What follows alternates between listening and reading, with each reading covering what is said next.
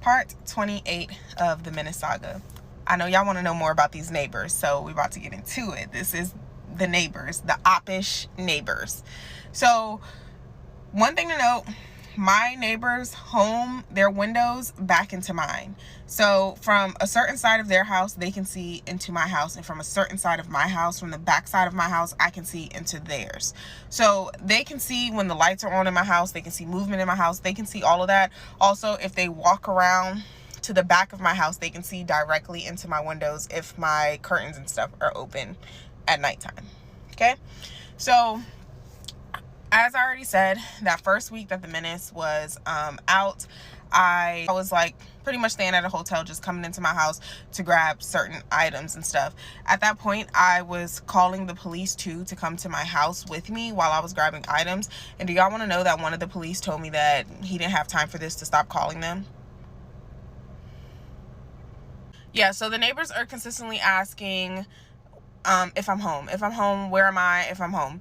So once I got back into the house, and obviously my lights are on, there's movement in the house, every single day, this particular neighbor is asking me if I'm home. So she was spying, looking into my house because she could see that I'm home.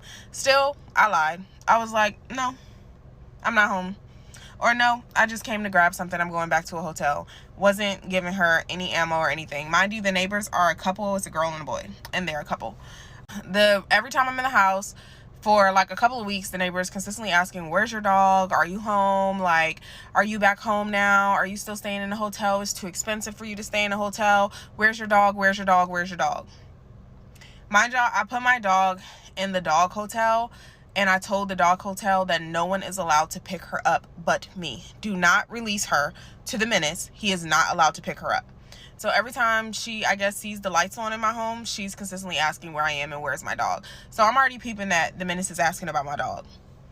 I didn't want, for my dog's safety, I just didn't want my dog at the home at that point because I didn't know what would happen. I didn't know if the Menace was going to try to run up. I didn't want nothing to happen to my dog, so I put her in a hotel for her safety. From here, the neighbors are consistently asking me to hang out. They're, hey, I miss you. I want to hang out. Da, da, da, da, da, da. So I'm like, all right. Let me see what they got to say. So I go and I sit down with the neighbors. We go have some beers or soju, whatever the case may be. And the neighbors are now telling me that the Menace, when they went to pick him up from the airport, he was just really drunk, and they used the word drunken. He was like, he was so drunken. He couldn't talk. He just kept like nodding off in the car. He would be in the middle of saying something and would just fall asleep in the middle of saying something. He was just really drunken. Like we couldn't understand anything he was saying, and every time he talked, he just fell asleep in the middle of it. Also, the Menace couldn't get out of the airport that day. So the Menace, they stopped the Menace at the airport this day once again. And they weren't allowing him to leave the airport, and it was the neighbors. He got them in contact with the neighbors, and the neighbors are the ones who talked to the security at the airport to let the Menace back into Korea.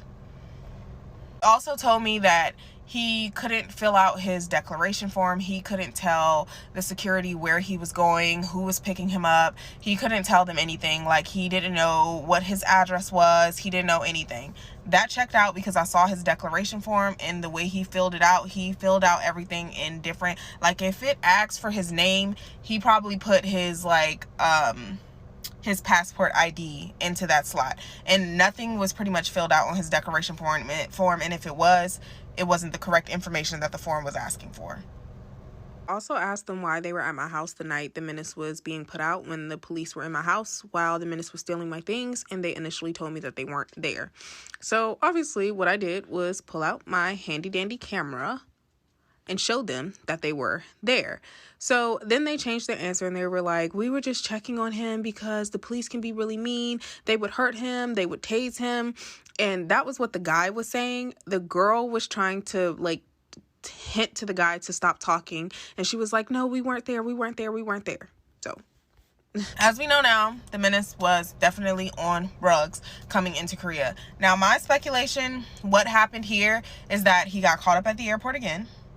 Something happened, and he probably took the drugs that he had on him. That is my speculation. I'm not sure. This is alleged information, but to say he got stopped at the airport again and he was high, he was definitely trying to bring drugs back in from another country. Probably succeeded. I don't know. So the neighbors are at this point asking me if I mind if the menace stays with them, because it's too dangerous for a foreigner to be in Korea and to be homeless. And I don't know, like, you know, they're asking me about his finances. Does he have money? Like, being super nosy. And I'm like, I don't know. Ask him. I don't freaking know. But yeah, they were asking if he could stay there. And I was like, absolutely not. You can see into my house from your windows. Why the hell would I, you know, mind you, the restraining order is in process. It's already been filed. They just have to issue it to the menace at this point. So after the restraining order was issued, the menace was not even allowed back into my apartment complex. So on the front side of my house, or back, whatever you want to call it, there are large windows. Like, my living room has a really large window. I have to do a apartment tour for y'all. My neighbor's also telling me, she's like, hey, like, just wanted to let you know, like, don't walk around your house, like, you know, with only like underwear on or something, because like people from the outside can see it. She was like, not you. I just saw somebody when I was walking. I saw somebody else on like your side of the building, and I could just see through their windows. Do I look dumb? Do I look dumb to you? So basically what this neighbor was telling me is that she's been walking to the backside of my house to spy on me, to see if I'm in the house. So at one point we were standing outside and she was asking which floor was mine, like which window was mine. Like, when I tell you they are so bold with the questions and they think we're dumb, like we just don't understand what they're asking, why the fuck would I tell you which window is mine? You already know which window is mine because you already been like looking into my window. Every time my lights are on, you asking if I'm home. This brings me to a hairdresser appointment that I had. I went to go get some braids and I went to my hairdresser. Mind you, the menace has never gone to this hairstylist ever. So I'm at the hairstylist and she started to ask me questions, like random questions about like my personal life, about like if I'm dating and stuff like that. And so obviously I'm alert and I'm like, you clearly want to know something. So why are you asking me these questions? Like, spit it out. What are you trying to get to? She's like, oh, you know, the menace came in here one day and I just wasn't sure if it was you, if you're the person he was talking about. But I think you are. Like, he was just really upset and he was crying and like, I think you all should get back together. I think you all should get back together. I was like, ma'am, no. No. So she's going on and she pretty much tells me that the menace saw me like walking outside of base one day, because this hairstylist is literally right outside of my military base. So the menace saw me walking on the strip outside of base one day going into a restaurant, and he ran into her hairstylist appointment and was pretty much like, oh my god, she has a restraining order on me, I can't see her, I can't be around her, blah blah blah. And he's like in there like crying and hyperventilating. The menace was still stalking. Even after he was issued the restraining order, he was still hanging out around my job. Okay, part 30 of the menace saga. Back to the hairstylist. This hairstylist is African, by the way. The neighbors that I spoke about in part 28 are Korean. So this hairstylist is talking to me and she's like, yeah, he told me that you broke up with him for cheating on you. I believe him when he says that he didn't do that. He didn't do it. You need to get back together with him. You can't just have him out here living like that and just not knowing where he's going to go. You have to get back together with him. Are y'all going to work it out? And I was like, no. I was like, lady, this situation isn't about cheating. I did not break up with the menace for cheating. And even if I did, it wouldn't be your business if that's why I wanted to leave somebody. Furthermore, I was like, the menace put his hands on me. He'll never be back with me. And I didn't tell her anything about everything else that was going on because obviously it's not her business. And she's in contact with the menace. So she's also like, well, you'll never find anyone who loves you the way he does. I can just tell that he loves you. He loves you so much, and you'll never find anyone who loves you that way again. I'm sorry, excuse me, what? What? I just told you that somebody put their hands on me, and your response is that I'll never find anyone that loves me that way again. And she was like, he'll never do it again. He'll never do it again. So conversation is going on, and obviously I'm getting uncomfortable in this chair. I honestly want to get up and walk away. But the next day is Monday. I have meetings to go to, and I absolutely need my hair done. So she's going on and on talking. Obviously, my discernment is up at this point. And I just end up saying, like, you're lying. You're lying. I can tell that you're not telling the truth. You're leaving things out. You know a lot more than what you say you know. You're lying. And she goes, oh, okay, he did admit to me that he cheated on you. He did, but it wasn't somebody from the base. It wasn't anybody like that. It wasn't anyone that you knew. You was just like, you just need to get back. You're not going to get back together with him. You just need to get back together with him.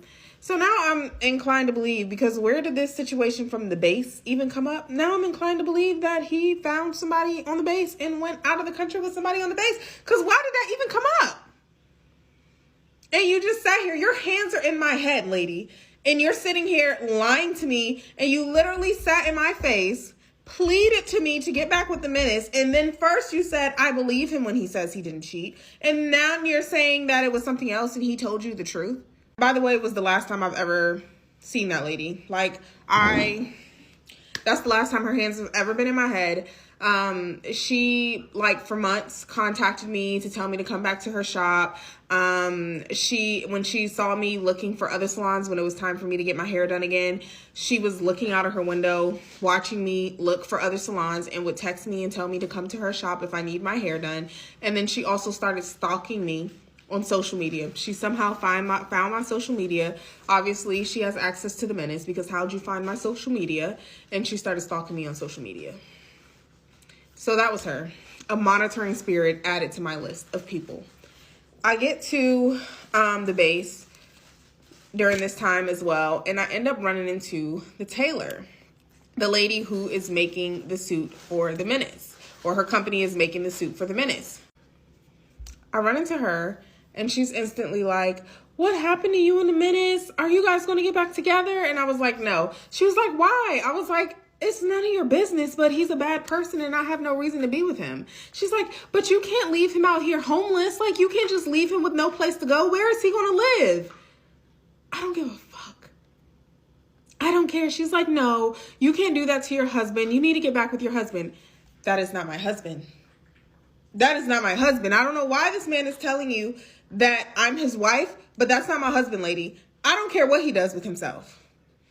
She's like, no, you can't do that. You can't do that in Korea. Like, it's really hard for people to live out here in Korea without a job and da-da-da-da. Okay, once again, not my problem. So at this point, like, why is he even still here? He should be already back in the United States. From here. Somebody who's a member, part of Divine Nine, ends up calling me or coming to my office or something. And same thing. What's going on with you and the menace? Are you going to get back together with the menace? No. No, I'm not. Why y'all keep asking me this? She's like, well, you can't have him out here like that. You can't do that to your husband. That's not my husband. Once again, that's not my husband. Well, you know, like, did you ever even love him? Like, you can't just stop loving somebody like that. You need to give him another chance. No, I'm not. I'm not. So y'all, this is probably like in like June. So this is like month 3 of being in Korea. I put the menace out in the beginning of May, and this is now June. And the menace is still in Korea, grasping at straws to try to stay here, pretty much. Or either this was like the end of May or beginning of June. I'm not sure. From there, I get a phone call on my personal phone. And I answer the phone, And the person's like, hey, did you talk to so-and-so? Talking about the last person that I just talked to that's a part of Divine Nine. And I was like, who is this? Like, why are you calling my phone asking me, did I talk to somebody? Like, you know, who is this? They literally sat on my phone and was like, oh, you don't even got my number saved? You don't even got my number saved? Click. Mind y'all, I know that this has to be one of my coworkers because it's a Korean number. Mind y'all, also, my coworkers, every last one of them, old enough to be either my parents or grandparents. Okay? So why you calling my phone, playing on my phone like that? I don't know. So I called back and I was like, don't play on my phone. Who is this? Like, we gonna be professional. Did you call me for work? And, what's going on with you and team? I say his name. He like, yeah, ha, ha, ha, that's me. So what's going on with you and team? I'm like, what? So team is what the Qs call each other. They call their, like, you know, bros or whatever, team, apparently. So he like, nah, you know, I didn't see you at the boat party. So I was just wondering what was going on with you and team. So the Qs had a boat party. I think it was Memorial Day weekend, whichever that holiday is in May. That's at the end of May. And I think it's like May 25th or something like that. They had a boat party that I was initially supposed to go to with the Menace when we first got here, that we had planned to go to. So he's like, yeah, I didn't see you there. And, you know, I ain't know nothing happened to y'all. I just got a random phone call from team and he's like just distraught. He's just so messed up over y'all not being together. And are you going to get back together with him? And I'm like, no. And he like, yeah, man, he told me that you broke up with him for cheating. Like, man, like what? Like what's going on? And I was like, bro, it's way more than that. And whatever you're being told is probably a lie. And so the guy goes, this is his frat brother. The guy goes, well, I just really hope team get it together. And I was like, yeah, and he's not going to do that on my back. And that was the end of our conversation. So all these people, the Menace now has everybody that I work with on my personal business that I would have never even once said 2 words to about him and about my personal business.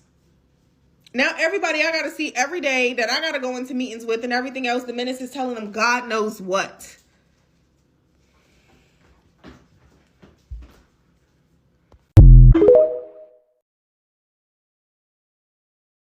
Of the Menace saga, the real part 30, because I said part 30 in the last one. So okay, I'm back and forth from the police station at this point, and I'm like, when am I going to get my stuff back? I need my stuff. The Menace is gearing up to going to his sister's wedding, so I need my stuff back before he goes to that wedding. Also, you all said that once this case was open, you were going to put a ban on his passport so he cannot leave. Why hasn't there been a ban on his passport yet? And they're like, oh, like, he said he didn't have his passport. We don't know his address here in Korea. Da da da da da da da da da da. So I have a ban on my passport for something criminal. And he's now swimming in the middle of a criminal court case, and y'all aren't making sure that you have a ban on his. So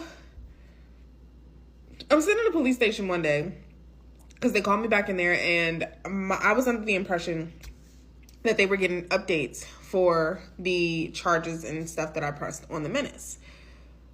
Well, as I'm sitting there and as they're asking questions, I'm like, wait, what is this? Because they were asking me questions as if I was a criminal. And I was like, what is this? So come to find out, the Menace, all the charges that I pressed on the Menace reversed them and pressed them on me as well. So he is now saying that I'm the violent person once again, and sends that famous picture from when he was graping me. Once again, when I bit him up here or on his neck, somewhere around here, sends that over again. He now says that I have been stalking him and I need to stop stalking him. How am I going to stalk you when I don't even know where you live, sir? You're homeless in my eyes. Like, I'm so fucking confused. He also says, once again, that we're married. He tells them that I couldn't sponsor him on base unless we're married, which is completely untrue. He also sent them videos and photos from my going away party and told them that that was our wedding and that both sets of our parents were there. His parents and my parents were both there. My father has passed. Both his parents have passed. So how were both sets of our parents and all of our family there? And mind you, all the family and stuff in the pictures, that's all mine. He only had a handful of people come to that dang on going away party. So what are we... He also said that the things he stole from my house is his. That he paid me for all of those things. That I purchased them at first and then he paid me back for them. So he sends me he sends them Cash App receipts of all the Cash Apps that he has ever sent me and said that those were from him paying me back for the things that he took from my house because he purchased everything initially. Mind y'all, the menace, when he had me and his sister in a group chat, and his sister was asking me if I could send him the plane tickets, the flight tickets to her wedding that I initially purchased, that the menace was supposed to be paying me back for, he sent her some of the same Cash Apps saying that he already paid me for those plane tickets.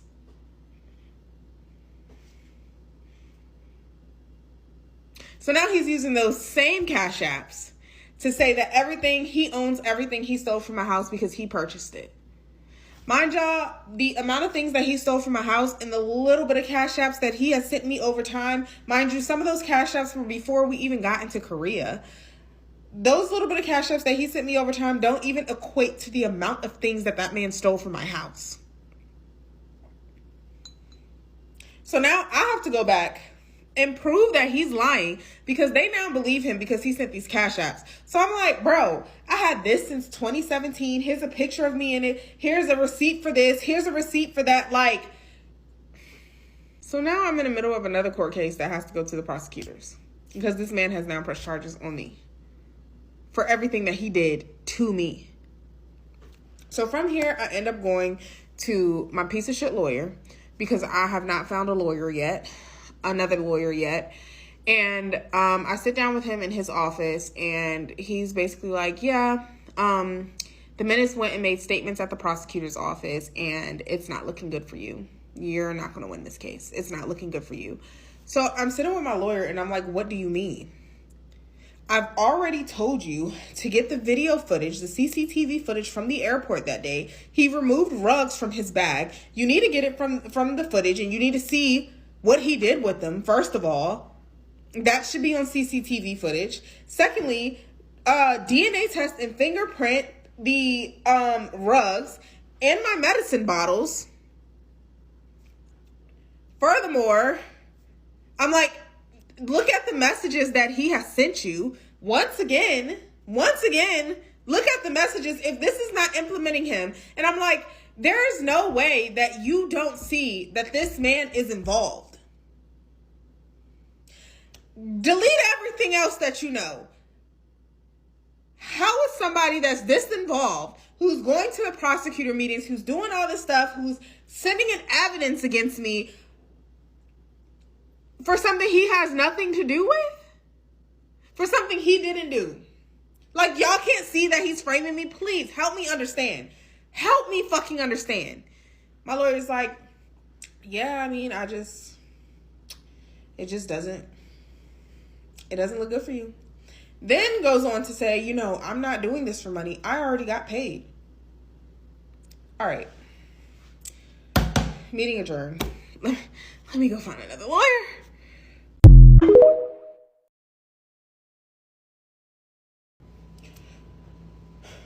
Part 31 of the Menace Saga. I'm going to try to get through this part of the story without tears because every time I've talked about it before here, I've literally had to control myself from bursting out into tears. So I get a phone call from back home, and I'm told that my grandmother is in the hospital and she's not going to make it. Immediately, I get in contact with my lawyer, and I'm like, I have to go home.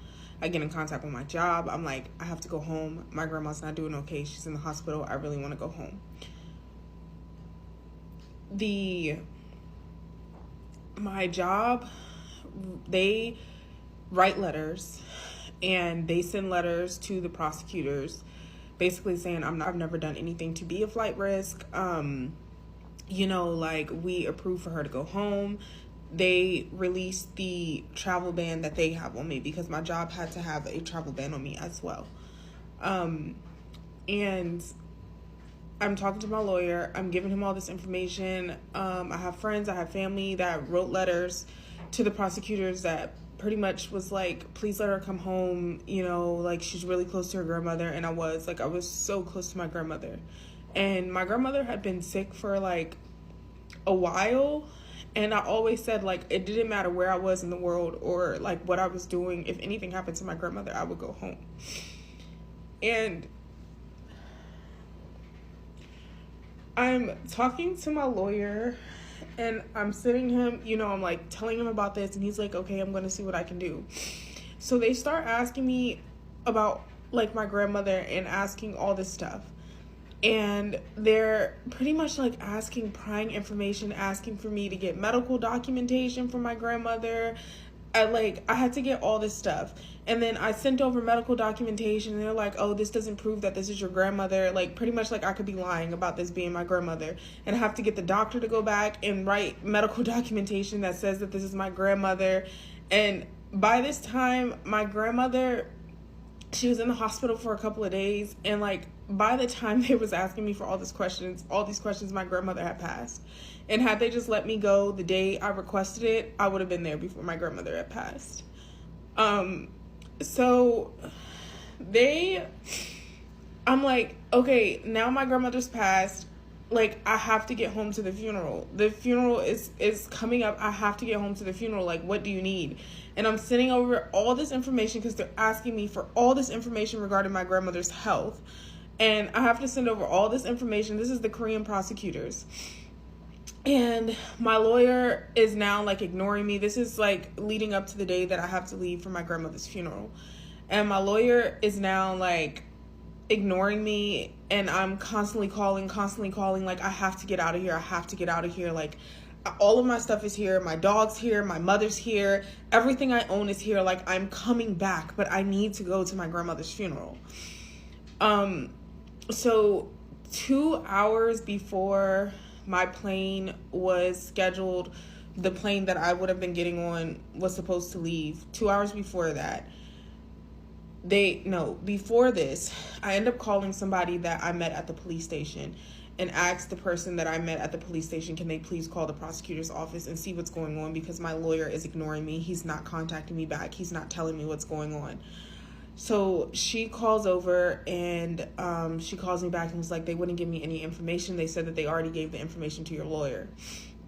They already gave the information to my lawyer. My lawyer's not contacting me. So my lawyer waits till the last minute. Like, the last minute, hours before the plane that I should be getting on is supposed to leave, to tell me that I can't go to my grandmother's funeral. Y'all, when I tell y'all the scream I scrumped, like, this was the first time I really just like screamed, and I was just in my office and I was just screaming and I was crying, and I was like, I just balled up in the floor in my office, because what the fuck do you mean I can't go to my grandmother's funeral? So now at this point, I'm obviously like, and my lawyer during this process, he was also lying. Like, he was like, oh, I haven't heard from the prosecutor. The prosecutor's in the hospital. We haven't heard back from him yet. And then like later he's like, oh yeah, the prosecutor said that you can't go. Well, how did he so he said that I can't go from the hospital bed? Like, what is going on? So my lawyer through this process was lying. I don't know everything that was a lie, but he was 100% lying. And me and my mother were catching it. My mom even got on the phone with him, and the lawyer got rude with my mom because my mom is like catching him in lies and calling it out. And so he gets rude and snappy with my mother.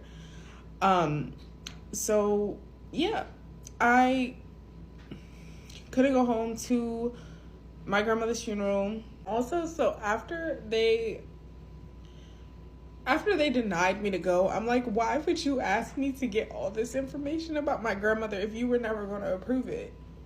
Like, that's not making sense. Like, you asked me to get so much information about her health, her medical documentation, and you never even had any intention on approving it. You just wanted fucking prying information about my life and my grandmother's personal life. They initially told me that my grandma wouldn't make it beyond the night, and my last words to my grandma were on like FaceTime, and I was like, Grandma, I'm coming, like, I'm trying to get out there. And my grandma ended up making it like a couple more days, and I swear I think she was trying to wait.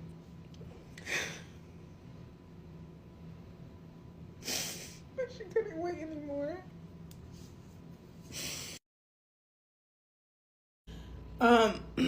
From here, I ended up getting the case file, my case file. So in there are all the statements that the menace made to the prosecutor. And the menace, calming down from my grandma's situation, I can't really talk about that too much in detail because I will be on this screen bawling. But in that case file, the menace told the prosecutors everything that I told to the MPs. So everything that I had already reported to the MPs, the menace told it to the prosecutors as if it was his story. So when I reported to the MPs that the menace had hacked into my computer, he is now reporting that I hacked into his computer and I hacked into his email. I reported to the MPs that the menace sent over all the information that he wanted to be told throughout this court case. He is now saying that I hacked into his computer and I did that. The menace also, when he hacked into my computer, sent emails from my email account to his, further framing me for the crimes. He pretty much sent emails of me talking to him through email after I've already broken up with him and wasn't speaking to him at all. And the emails are pretty much saying like, oh, the Koreans are dumb. They'll never believe you over me. Me saying this to the menace. They'll never believe the menace over me. And just like all this stuff of pretty much like framing me even further. So this is the extent that he went to frame me. So now when I get this court case, this court file, I am now discovering that the reason they weren't letting me leave was because of the statements that the menace made against me.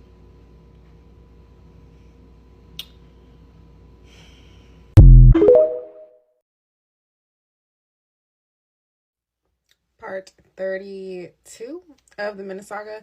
Okay, so one thing I need to clarify or clear up from the last part, because I'm not sure if I really explained this well. The menace wrote emails, drafted and wrote emails from my account to his. So he was impersonating me from my email account and sent emails from my account to his, pretty much having a conversation with himself from my email account to his email account, and sent those as evidence. I don't know if I made that clear, but yeah. So from here, obviously my grandma situation was just completely my breaking point. And from here, I really started ramping up the praying and just really getting closer to God. I started repenting for my role in this process, for lying, for not listening to God, for not trusting my intuition. I just pretty much started repenting for everything. Before this situation, I was obviously blaming God. Like, why would God allow this to happen to me? I've never done anything to anybody and nothing to deserve something like this. And then I had to take a step back, because it wasn't God who allowed this to happen. It was me. It was my free will that allowed this to happen. God tried to intervene. My ancestors tried to intervene so many times, and I just kept pushing through the red flags. I did not listen at any point in time. And yeah, so I really had to come to terms with that and really had to take that accountability. So some of the things that I was doing during this time, I was going outside, I was getting grounded. I would take my shoes off, put my feet in the grass and kind of walk around and say prayers, pour libations, and I would do things like that. Because things were happening so fast, I really didn't have a lot of time to focus on myself. So I didn't do a cleanse at this point, but it is coming up. So also from here, one of the Menace's frat brothers kept contacting me, like just kept reaching out to me, kept trying to stay in contact with me, and was constantly like sending me messages like, hey, I just got back in from out of town. I just was in Thailand. I was just in Japan, like wherever he was, he would just send me messages and be like, oh yeah, I just came back. Like, I just wanted to see how you were doing. Now looking back at it, he was probably trying to rub it in my face because I obviously couldn't travel, but yeah. So I start asking him, like, has he seen my stuff? Where's my stuff? The Menace stole my things. Has anyone seen them? You're his frat. Where, like, you know, where are they? He's like, nah, like, I don't talk to team like that. I don't even know. He was like, I'll look around, I'll ask the frat, but I don't know. I'm like, all right. So I'm also like, do you know where he's staying? He's like, nah, like, I'm gonna hit you back. I'm gonna try to find out and I'm gonna hit you back. So he hits me back and he's like, yeah, team staying with this some bruh in Ujungbu, which is another place in Korea. And I'm like, okay. So one day I'm talking to my sponsor, because my sponsor pretty much knows everything that's going on with me right now. Like, oh my God, thank God for him. My sponsor is also frat. So my sponsor, I tell my sponsor, yeah, they said that, you know, team said he's staying with somebody in Ujungbu. And my sponsor's like, nah, we don't have no bro in Ujungbu. Ain't no bro in Ujungbu or Wijungbu, whatever it's called. And I'm like, He's like, and we looking, and I'm like, I ain't calling nobody a liar, but that's what was told to me. Mind you, my sponsor is speaking very, very highly of this frat brother. And my sponsor wants to warn this frat brother about the Menace. And during this time, I'm like, no.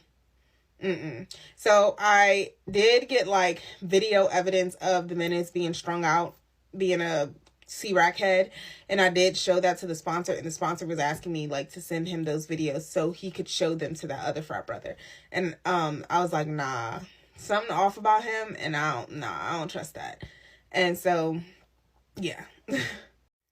So from here, I'm working with the police station to try to get my items back. And we're trying to come up with like a meetup location. I don't know if I talked about this a little bit before.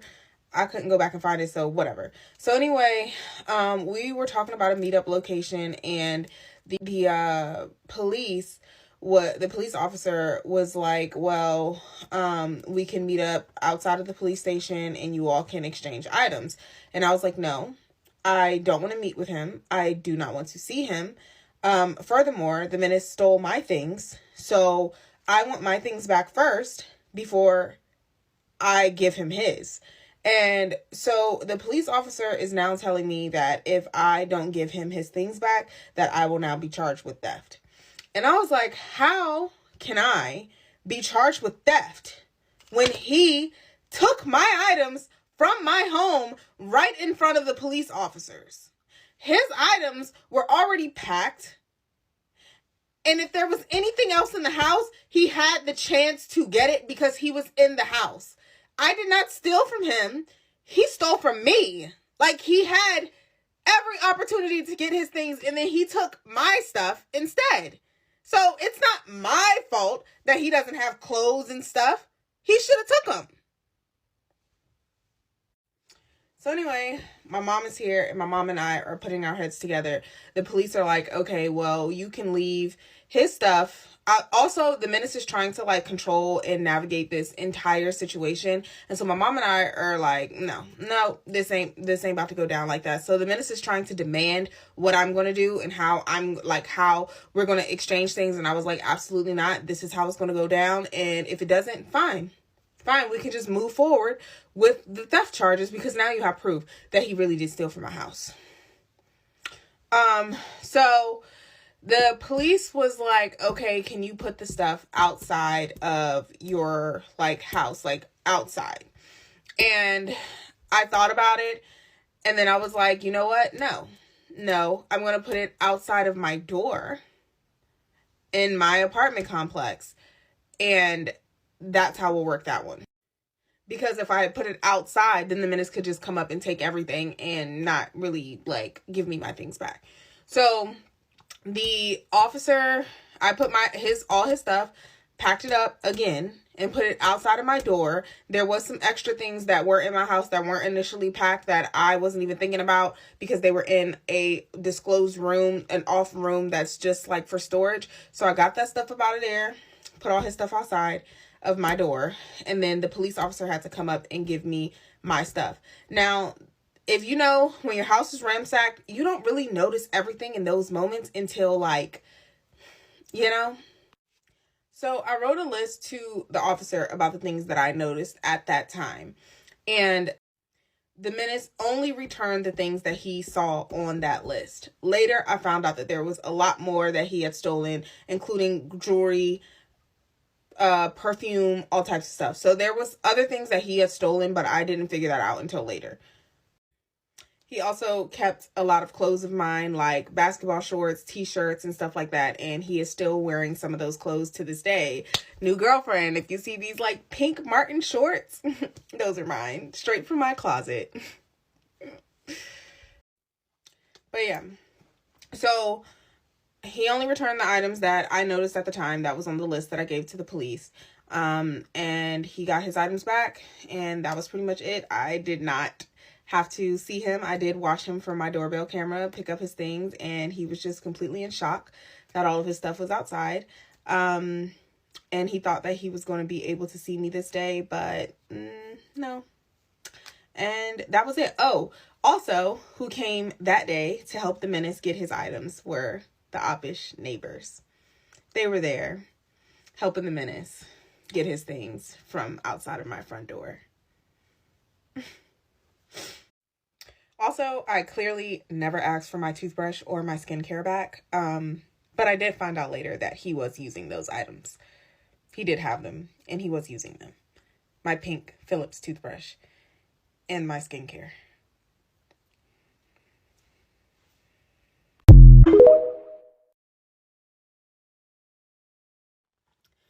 Part 33 of the Menace Saga. So from here, I did end up sitting down with a lady that I had met in Korea. I cannot give too much of her identity, and I won't. But I did end up sitting down with this lady I met, and she was pretty connected. I met her before. It just took me some time to sit down with her because I really truly didn't know who I could trust in these times.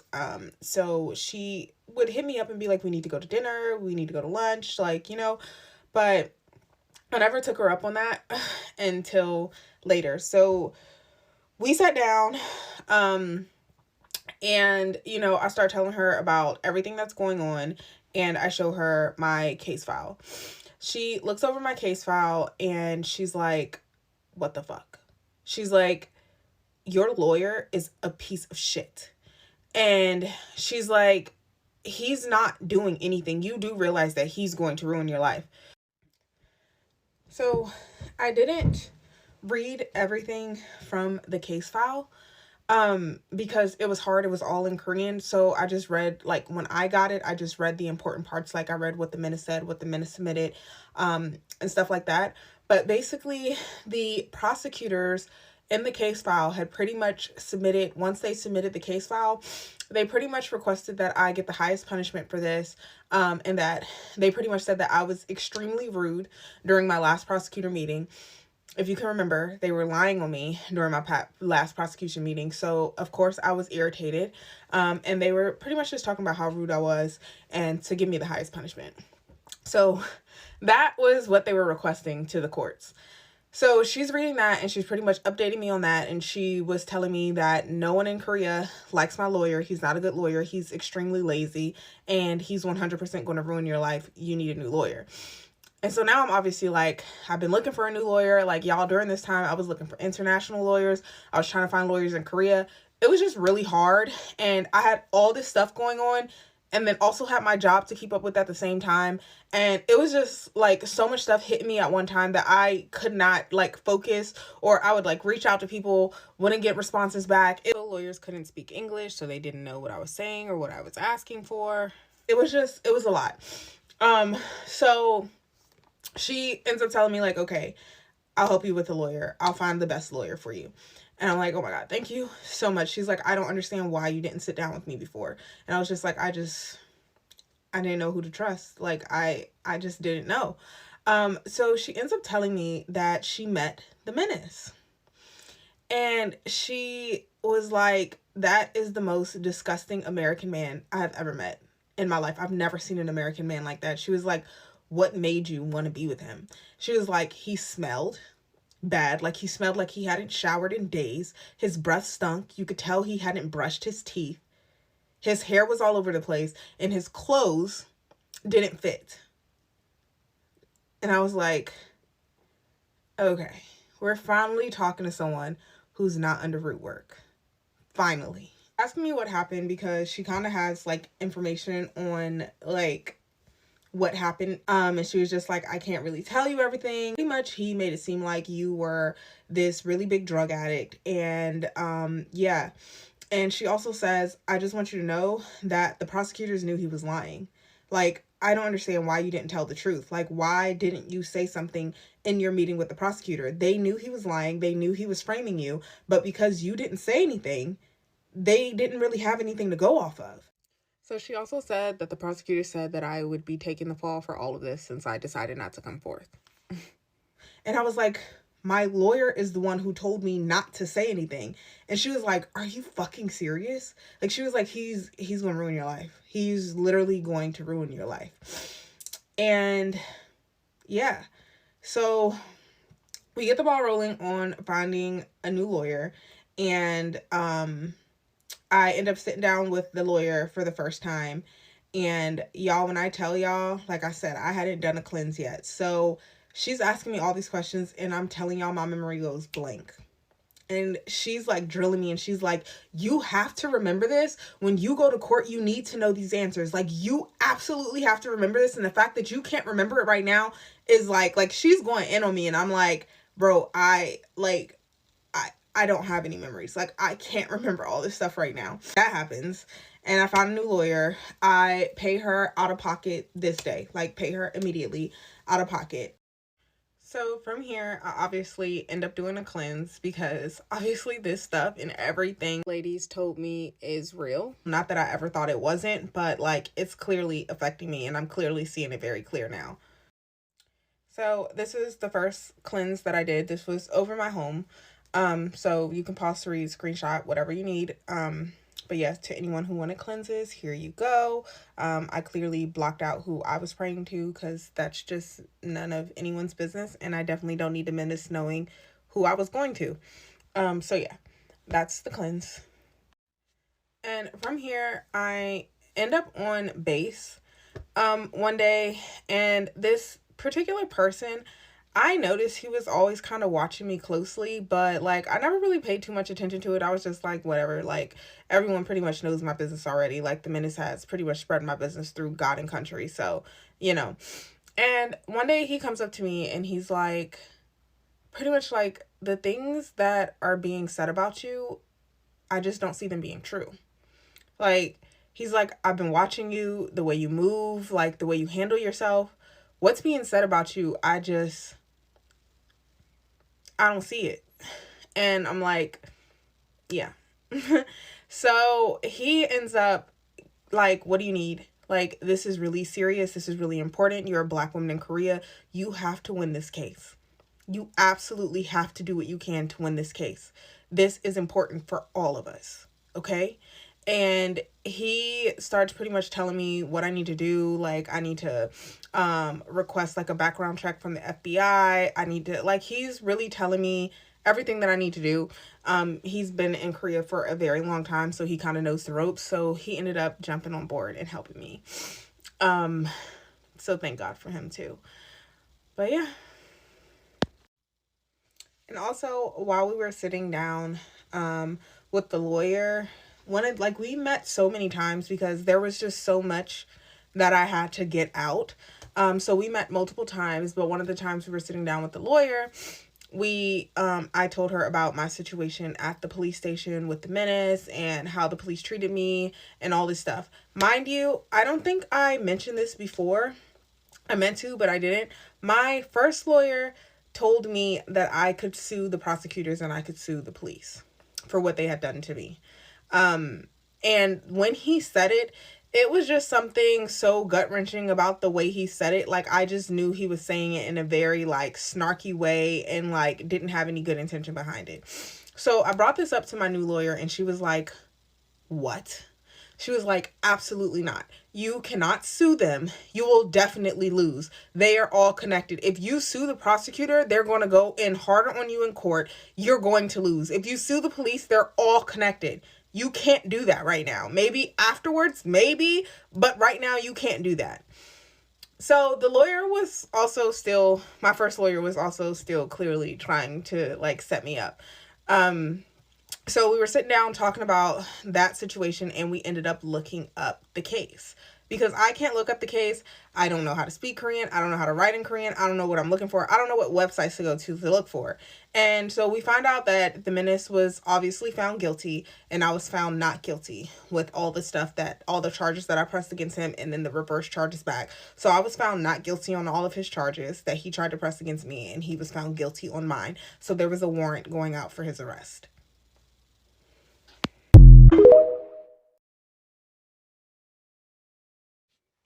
Part 34 of the Menace Saga.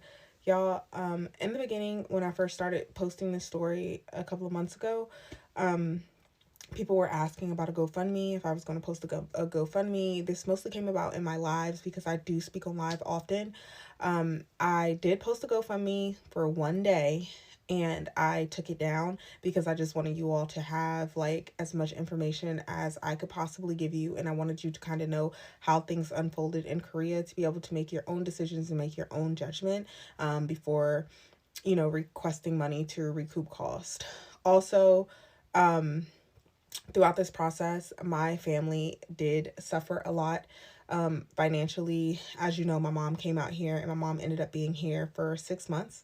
And so I don't know about y'all, but not many people can take care of home and be in a whole nother country for 6 months. So my brother and my mom and I all band together to pretty much just get stuff going, whatever we needed, and to keep, her stuff back in the States as well, like her home and everything else.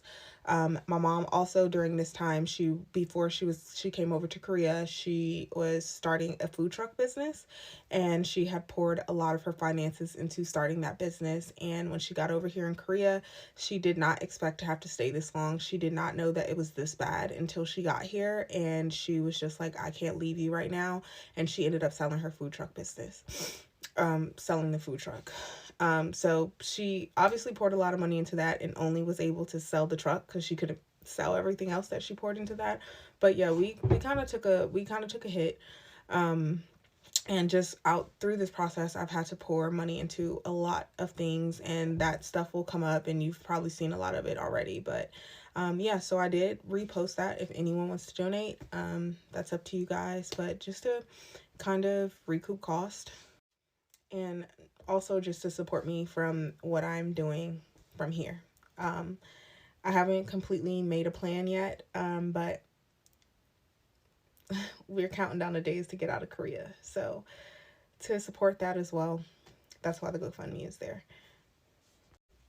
So let's fully roll into part 34 now. So also, this same frat brother that's been trying to keep in contact with me, he's talking to me, trying to act like he's helping, all this stuff. And he's like, yeah, like, let me hit him up. Let me try to figure out where he is. Let me be, for your safety, you should know. And I was like, honestly, I don't even care at this point. Like, I don't care. I got most of my stuff back. I don't care where he is. And he's like, no, for your safety, I'm gonna hit him up. And I'm gonna hit him up, and like, he not gonna know I'm trying to hit him up for you or anything like that. I'm gonna hit him up, and I'm gonna hit him up in our code, so he not gonna know. So he ends up coming back to me, and he's like, yeah, the minutes he got out of here, like, one of our the frat from Ujongbu, yeah, took him to the airport and everything. Like, he's out of here. He's in Atlanta with him. All right. So from here, trial is starting. And y'all, I'm trying to keep this in chronological order. Some things may be off, okay?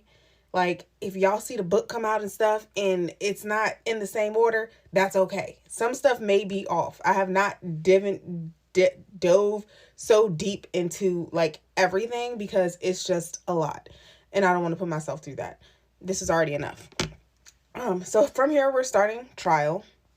Here are the trial dates that I will be speaking of. So this email was sent to me August 24th, 2023, and it's please be advised of my first SOFA trial. For those of you who thought I was lying.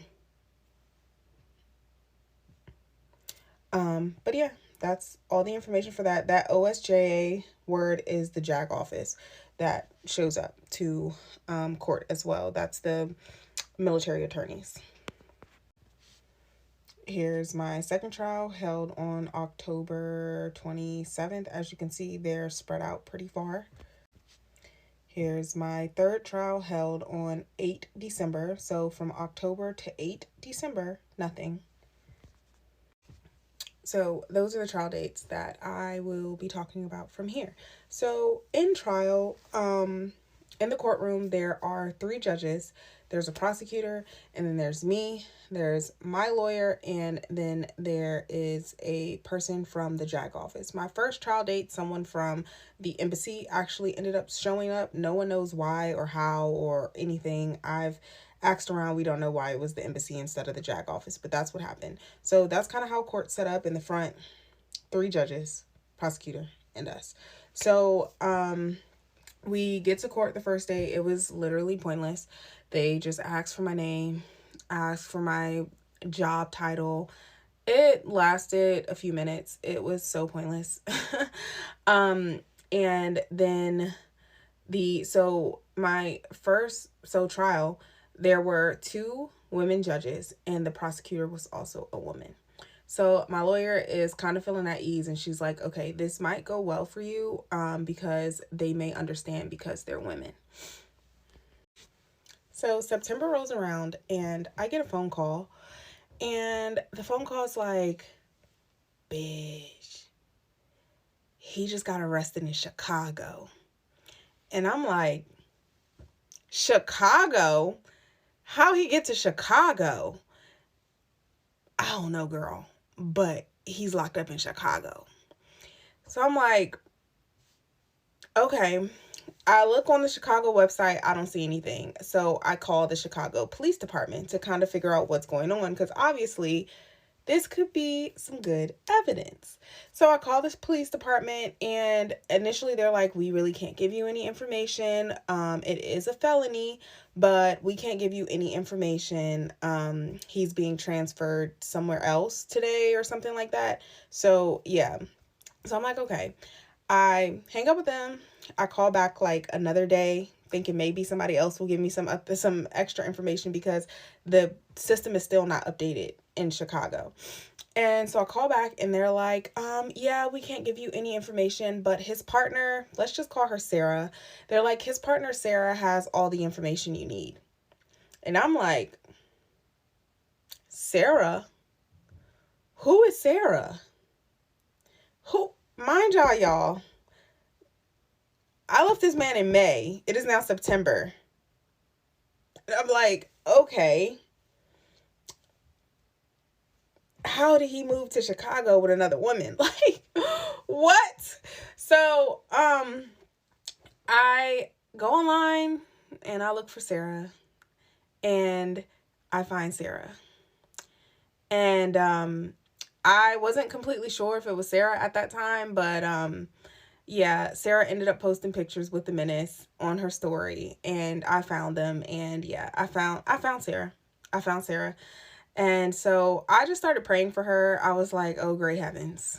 Oh, great heavens. Because to be honest, after everything that happened with me, I truly believed that the menace was going to get this close or try to like off his next victim. So I just started praying over her. Me and like my friends and my people, we were just kind of agreed that it probably wasn't a good idea to hit her up.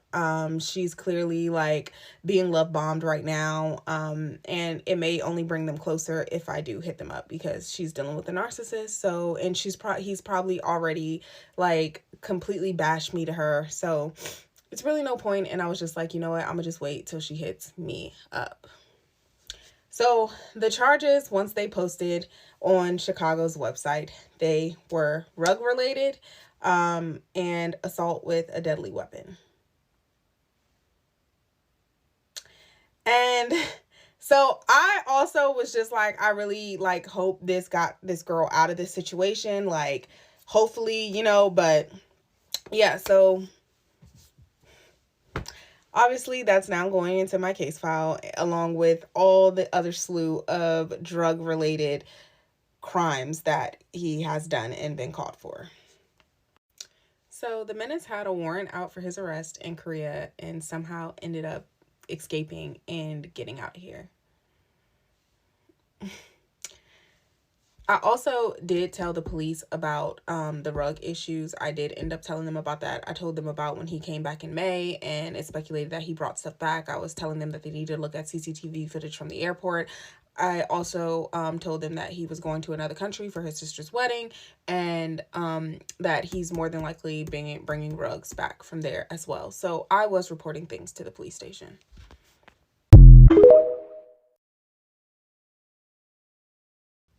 Okay, y'all.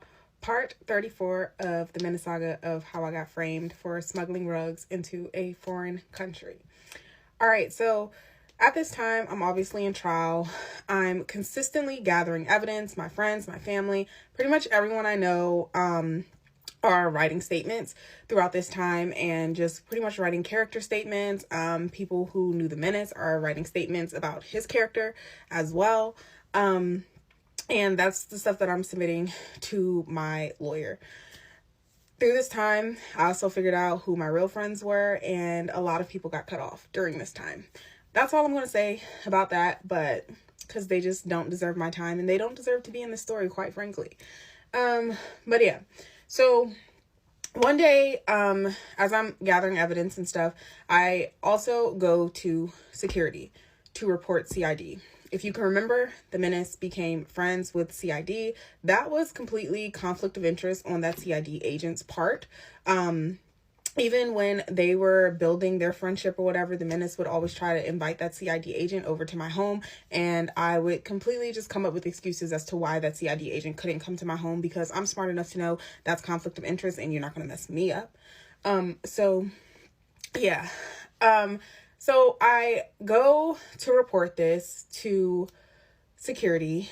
Also, during the time where the menace was sending me text messages and sending me emails and threatening me, I told you all before, he was threatening me with having CID on his side and telling CID. There was also a threat where he said that he was going to send this information to the Defense Counterintelligence Agency. And that's the agency where my security clearance is held. So where would he have gotten that information from? Had to be CID, right? Also, if you can remember, when I looked at the case file with the menace completely, pretty much word for word, told the prosecutors what I had reported to the MPs. If you can remember, the MP said that they were going to share that file with CID. So it was really odd that the menace was talking about things that happened not only in DC, but also in Korea, and was pretty much telling them everything I had already said. It could have been a coinkydink, because obviously this is all of the things the menace was doing to me, and he was obviously pushing me into his demonic aura and showing up in my light at this time. So it could have been a coinkydink, but something around it just seemed fishy to me, and it seemed like CID was helping him. So I reported this to security. And while I'm reporting this to security, security is letting me know that the menace does have friends on post. So the day that I was getting the calls from the front gate, where the menace was up at the front gate, one of his same frat brother that I've been talking about went up to the gate to sign him on. When he realized he couldn't sign him on, he called head of security and pretty much was asking security to let the menace on post. When security said no, he has no business on post, that frat brother said, well, there's two sides to every story. So I was like, how can someone say there's two sides to every story when they hadn't even heard my side at that point? That was in the very beginning. That happened in May, y'all. And so I asked the security person, I'm like, okay, can you tell me who this is? He's like, I'm not going to do that, but I just wanted to let you know that your ex does have friends on this post. So I'm like, okay, thank you for that information. Thanks. So after this, I go to the menace's frat brother and I bring that situation up because, now I'm fishing. And that frat brother did admit to that. But he painted it in a different light. Like, that's not what he said. He said, that the security person was like, there's no, he has no business being on post. And the frat brother was like, well, he never had business being on post. So what changes it now? Or something like that. Yeah. So the frat brother was trying to get the menace on post and trying to override my reports against the menace and override the ban that the menace has on post, and still trying to get him on. Mind y'all, I work in a building by myself. So had the menace gotten on post and I was working in that building by myself, anything could have happened to me.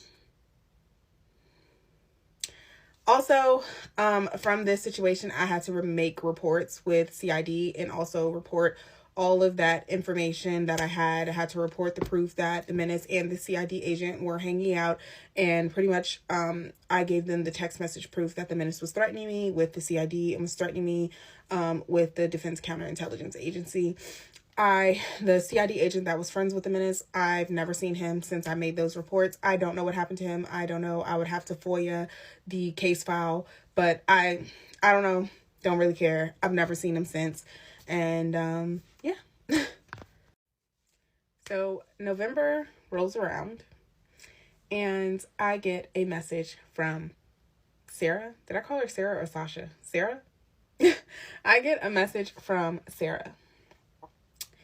And Sarah tells me that, she introduces herself. She tells me that she and the menace broke up and, she wanted to hear my side of the story and asked if I could give her a call. So we get on the phone, and I offload the clip on her. I let her know everything that I know, everything that I've gathered over these months. I let her know everything. And during this conversation, I find out that the menace took my entire life. Everything. The reason why he was in Korea, he told her that he had my job, everything about my life down to where my family is from. The menace told it to her as if it was his life. This girl was dating me the entire time.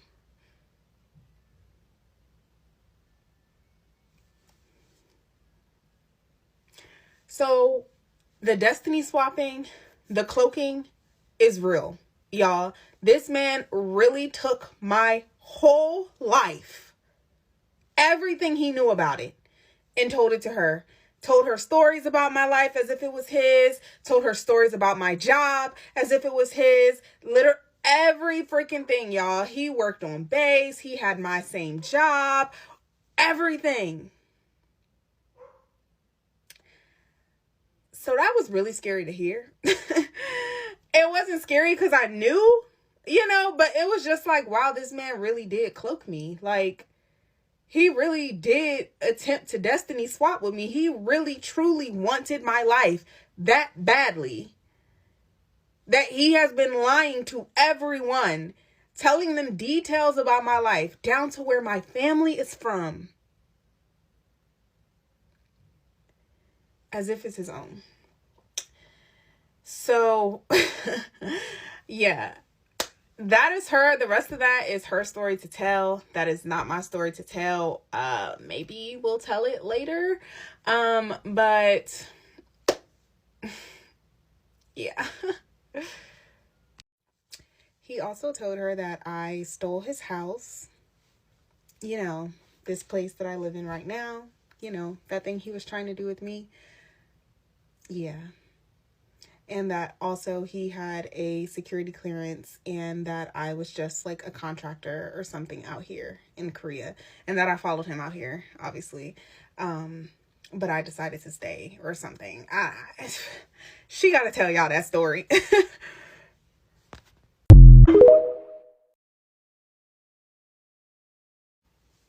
Story time of how I was framed for smuggling rugs in a foreign country, part 36 of the Menace Saga.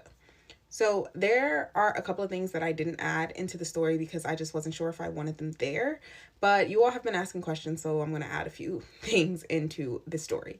So when I put the Menace out of my home, after that, my mom and I went through my home top to bottom to find out whether or not the Menace had hidden things in my home that he was trying to further frame me for.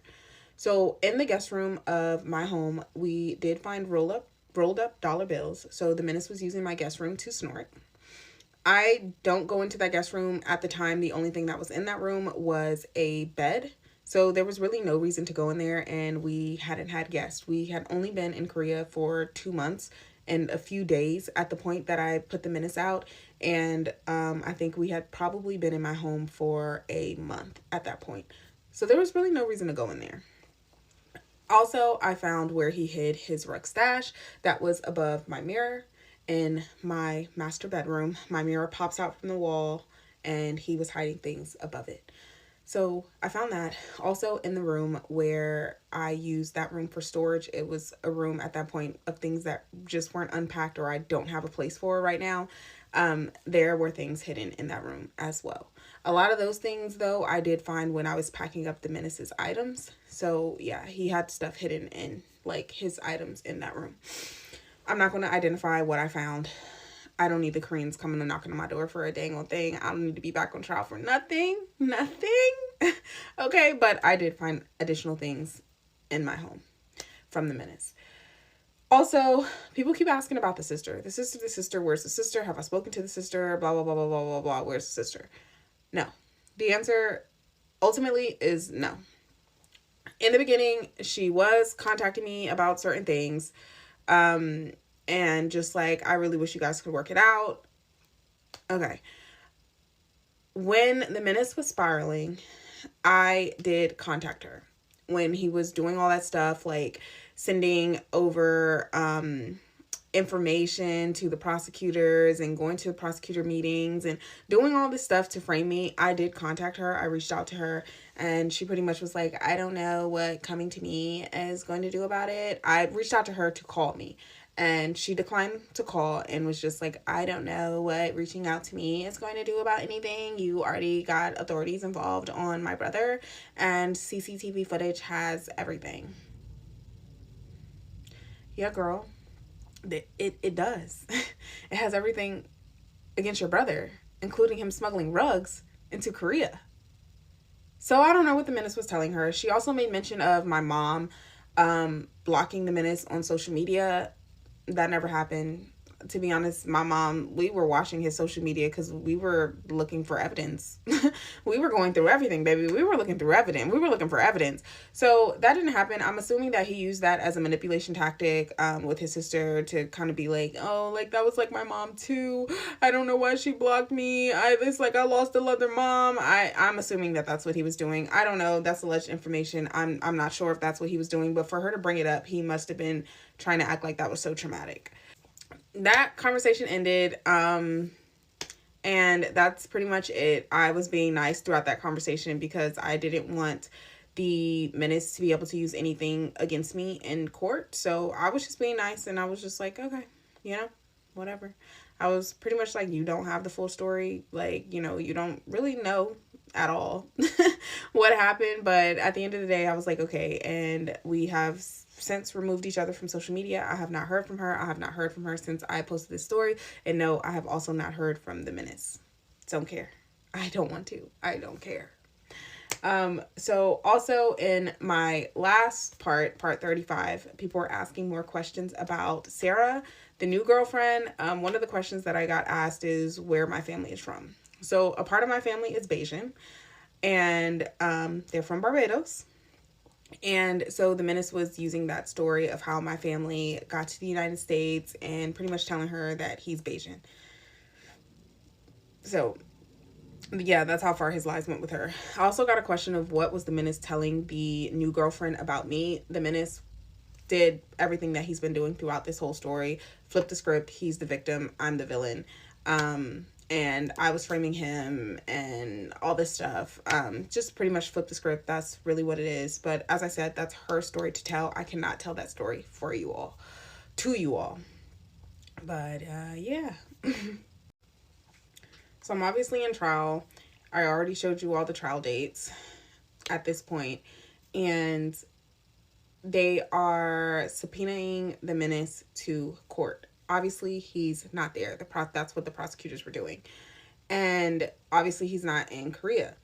So once they did that and the Menace did not show up to court, we gave the evidence of what he was doing in the United States, in Chicago.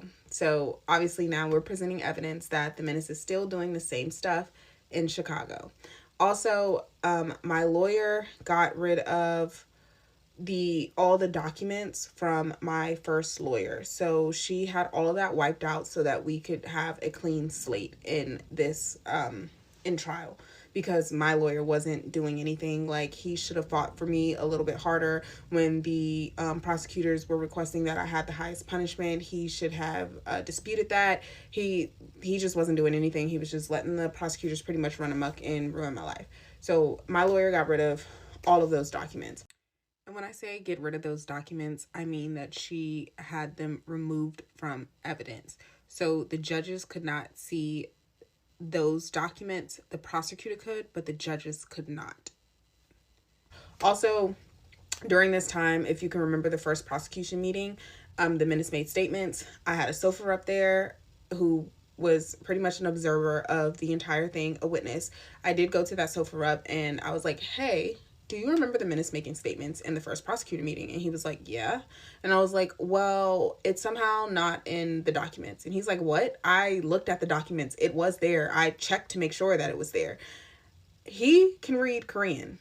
I could only read the English part, but he could read Korean. So what happened to that? I don't know. But he obviously ended up making a statement and saying that, I couldn't recall much of the information about the fent, and the Menace did make statements about the fent. So I also had that for my court file, my case file as well. And I also had someone from my job who came to court and testified in court as well. I don't want to put everybody's information out here because, I don't know who's watching, but yes, I did have someone who spoke directly to the Menace come testify for me in court. And so thank you so much.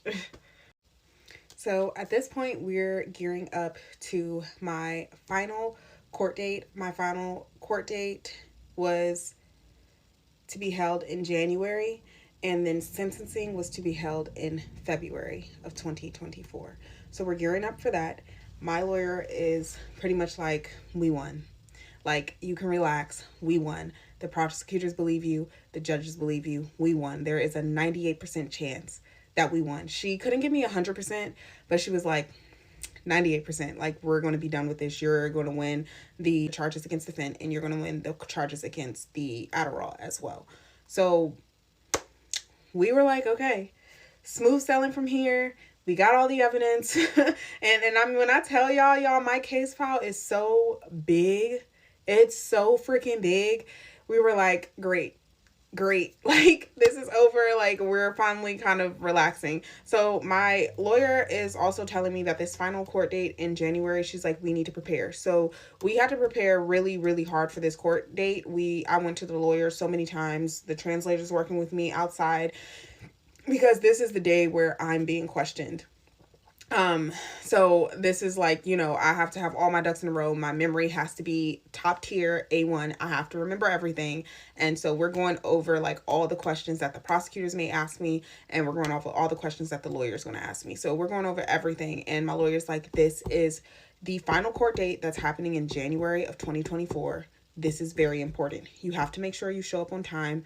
Mind you, I never didn't show up on time, so I don't know why she said that. But she's like, you have to make sure you show up on time. You have to make sure you're there. This is the one. This is the final day. So this was drilled into my head that this court date was super important. This court date was also super important because we had to get everything in by that date, because the courts rotated in February or March or something like that. So in February, the judges, and the prosecutors all change. So if everything isn't in by that date, then my court would start all over. My case would start all over. So this was important.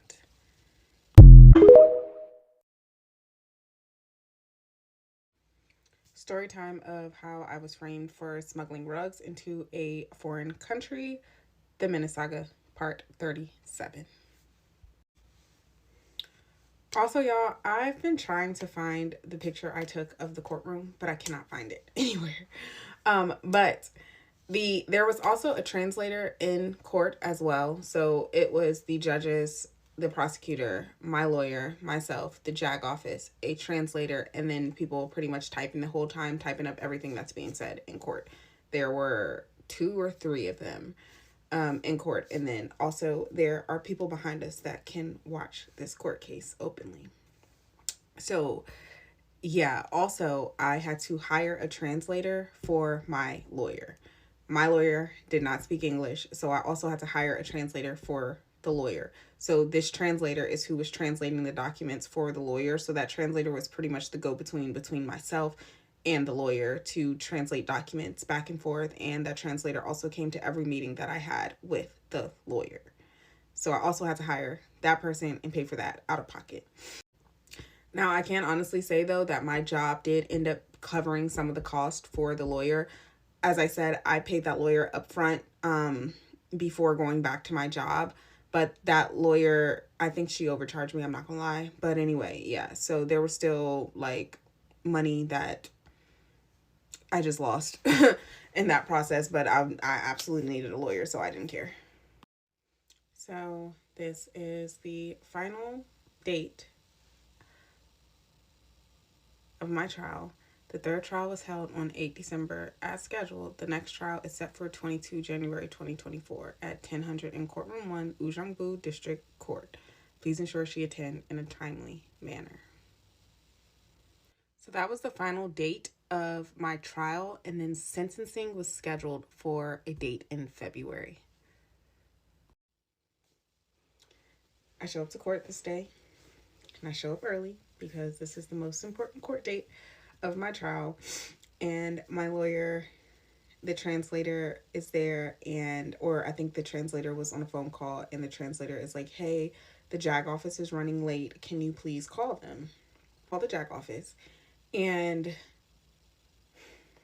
the JAG office is like, we're running like 10 to 15 minutes late. We'll be right there.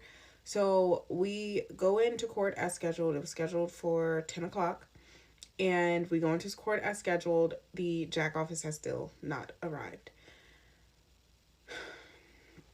We start court. We kind of go over everything that's already been going on. They're kind of just trying to like delay and waste time. The JAG office is still not there. The judges give us a break to speak to the JAG office, to call the JAG office, and the JAG office is now like, oh, we're going to be like 30 minutes, 45 minutes late. Like, they just kept pushing the goalpost of how much time they needed.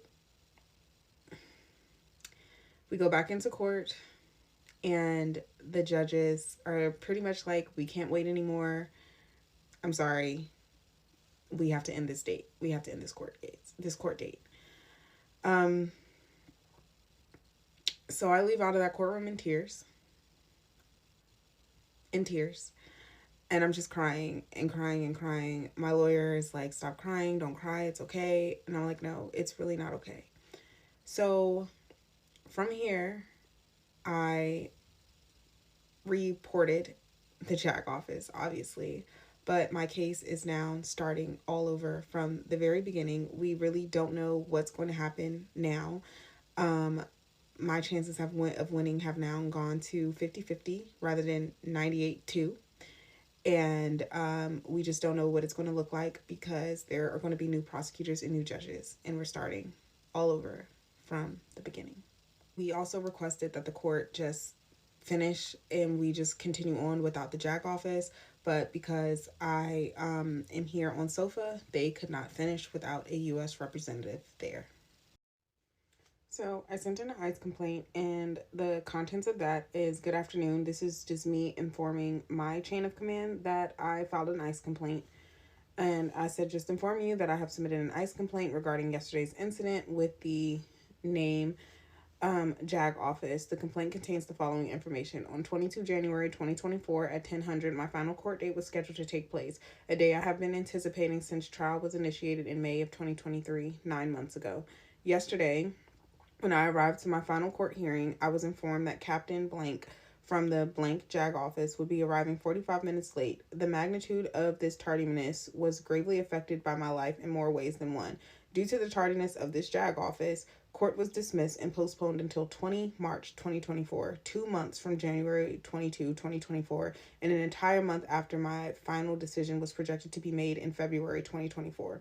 So here's what will transpire and how much 45 minutes of tardiness and lack of concern has been detrimental to my life. In February, the Korean courts rotate, which means that on 20 March 2024, new judges and new prosecutors will be hearing my case for the first time. This means that I could possibly be starting all over from ground zero. Due to the rotation of the court, my new projected decision date will be no earlier than June 2024 rather than the initial projection of February 2024. This adds 5 additional months to the court proceedings. My main witness may be required to retestify. 4, I will be incurring additional out-of-pocket expenses for the next 5+ months for the private translator I have hired to assist with my case and communication between my lawyer and I. 5, there is a high possibility that I will need to fly additional witnesses to South Korea from the United States, incurring additional unnecessary costs. 6, this keeps me away from my family for an additional 5+ months. On 11 June 2023, my grandmother passed away, and I was denied by the Korean prosecutors to return home to the United States to attend my grandmother's funeral. I previously promised my grandfather that I would be home by March 2024 to properly grieve my grandmother's passing. This is no longer a possibility. In retrospect, this has been an extremely terrifying year in South Korea. The initial outlook was for the final decision to be made in February 2024. Now there is no end in sight. I am requesting your immediate time and attention to this matter, requesting you speak to the Korean government to advocate on my behalf to put this case back on track for it to be finalized in February 2024. And that email was sent on January 23rd, 2024 at 5:27 p.m. I don't know. Sometimes it cuts the emails off, so yeah. So at this point, I'm upset. My lawyer's upset. My translator's upset. Everyone surrounding the situation is upset, and we now have to prepare even harder to win this case. Whereas before, we were kind of like, okay, we're good. We got it. We submitted our evidence. Now we have to prepare much harder because the chances of me winning have now decreased.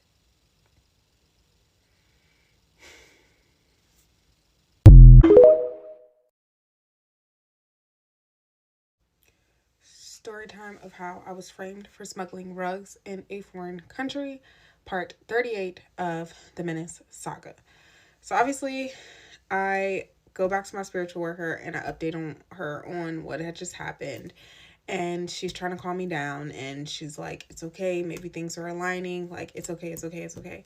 Mind y'all, I went to multiple spiritual workers, and I narrowed it down to just working with this one, and I probably should have never went to multiple, but outside of the 2 that I already told you all about, I probably went to maybe 4, and they all said the same thing. Court's going to end in February, and I'm going to be okay, and also that, yes, this was root work and witchcraft. So everyone said the same thing. I know I shouldn't have had that many people playing in my energy, but I was just so irritated. So I was like, yo, they're clearly still doing witchcraft. Like, what is going on? This was the trajectory of my life, and somehow it was changed. So she calms me down and she's like, it's okay, it's okay, it's okay. Stop worrying about the witchcraft. Stop worrying about the root work. Stop worrying about all that. Like, it's okay. We're going to figure it out. And so I'm like, all right, all right. So February rolls around and I'm scrolling through TikTok one day and I noticed that I have some new followers and a lot of profile views, and they're all friends of each other. So I'm like, that's kind of weird. So I go to my message request, and lo and behold, I have a message in my message request, and that message pretty much consists of, hey, we need to speak ASAP about that guy who framed the girl in Virginia. If you've been following my story or if you've gone through my videos on TikTok, you know that I'm not the first person that the Menace has framed. There's allegedly another girl out there that he has framed. And I made a video about that prior, like last year. So the conversation is going on with this person, and the girl is like, can you call this person on Instagram? And I'm like, wait. Is this the current girlfriend? And she's like, yeah, but I promise it's no messy stuff. It's no messy stuff. And I'm like, okay, but if she's not willing to leave, there's really no point in me talking to her. And she's like, no, please call her. So I call the girl on Instagram, and there's multiple people talking. So there was multiple people in the room at this time that I'm talking to this girl. And I pretty much let her know who the Menace is. I let her know that he's a narcissist, he is an abuser, he beats women, he grapes women, and he framed me. So I let her know all this stuff. The conversation's going on, and I'm pretty much like telling her she needs to run. I also warn her not to give him access to her home. I obviously don't know their background, so I was like, I don't know if y'all are living together at this point. Mind you, though, Sarah and the Menace just broke up in November. It's now the beginning of February that I'm talking to this girl. So, but yeah, I'm like, I don't know if y'all are living together, but I just, don't give him access to your home. I'll let her know what happened with me, and that was that. One of her friends also, while they were on the phone, was just like, I think she's being love bombed. And I was like, absolutely. I can't remember all the contents of that phone call, but I was warning her. I told her a brief overview of everything I had. So we ended that phone call, and I give her Sarah's information because Sarah agreed to talk to her as well to give her side of what happened with Sarah and the Menace. So I send over Sarah's information for her to contact Sarah as well. And the girl starts asking me like a whole bunch of questions, pretty much reiterating everything that I already said on the phone. So I found that to be weird, but I was still being nice to her and, just like kind of trying to be understanding because I've obviously have been love bombed, and I've obviously been in this situation. So answering her questions the same way I answered them on the phone. And she starts asking me weirder questions. Like, who are the people he essayed? I already gave you Sarah's information. Why do you need more? Also had sent over the Menace's criminal record. So she did already have that. And she also asked me if I can send her over evidence from my case in Korea. And specifically asked for the proof I have of the threats he was making to me via text messages, like if I had screenshots. Obviously, I didn't give her any of that. I was still being nice and trying to be understanding through this conversation, but I should have aired this girl out. Also, I don't have a nickname for her except for current girlfriend. If y'all have a nickname for her, because I truly don't think that she deserves a normal name. I want to call her Dum Dum, but I feel like that would be hypocritical of me because obviously I was dumb in certain situations as well. So, yeah, if y'all have a nickname, put it in the comments. Because I really don't have one right now.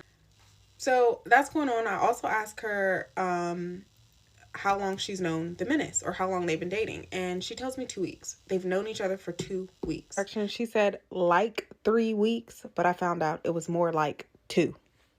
And so in my brain, I'm like, why are we even doing all this? Like, Why are we even having this whole long conversation? You asking me damn interview questions, and we already had a conversation. I already gave you like his criminal record. What are we doing right now? Like, I'm kind of getting irritated at that point, still holding my composure. But she did not deserve for me to hold my composure, y'all. I promise you she did not. So I'm like, just get out of there. Like, get out of there. Also during the phone call, I asked like what the menace was doing or something, like, is he working? You know, something. I can't remember exactly what I asked. But she said that he was working at a group home. Some people have looked into it. Allegedly, that man was not working at no group home. He possibly was living at a group home, but he wasn't working at one. Allegedly. So I end this conversation with her, and I am just like, do not tell the menace we spoke. Me and her friends also told her that on the phone. Do not say anything about this to the menace. The next day, I'm on TikTok, and the menace's friends are starting to follow me on TikTok, and they're all in my profile views. So I'm obviously talking to the friend that initially wrote me. If y'all have been in my lives, then y'all probably know exactly who this is, because she has been in my lives going in. She's been on there a couple of times. But I'm talking to her, and I'm like, yeah, letting her know that these people are now following me. So she comes back later and she's like, yo, she told the menace everything. She told the menace that the friends were at the house with her. She told the menace everything about my conversation. Mind y'all, her friends came to her house with wine and food to sit down with her and have a powwow, a come to Jesus moment, and a support session to have her leave this man that they already noticed red flags in. This 2-week relationship. They are really going in for this girl. And she has now put my life and their lives in danger, because I've told them, all of them, how much of a dangerous person he is. So you can't be a girl's girl to everybody. Learn it from me. So by this point, Sarah has now opened the message from the girl. She didn't see it initially because I think it was in her request box. So, you know, Sarah's now up to date on what's going on, and Sarah shuts the conversation down, because obviously the current girlfriend is just trying to get information to take back to the menace. And yeah, 1 point for Sarah, 0 points for me, because I should have shut it down too. I ended up finding out that after this phone call with this girl, she was like crying and pretty much talking about how much she loves the menace. And also, one of the red flags that the friends saw was one night during playing Never Have I Ever, the menace said something to the effect of, never have I ever forced someone to have intercourse.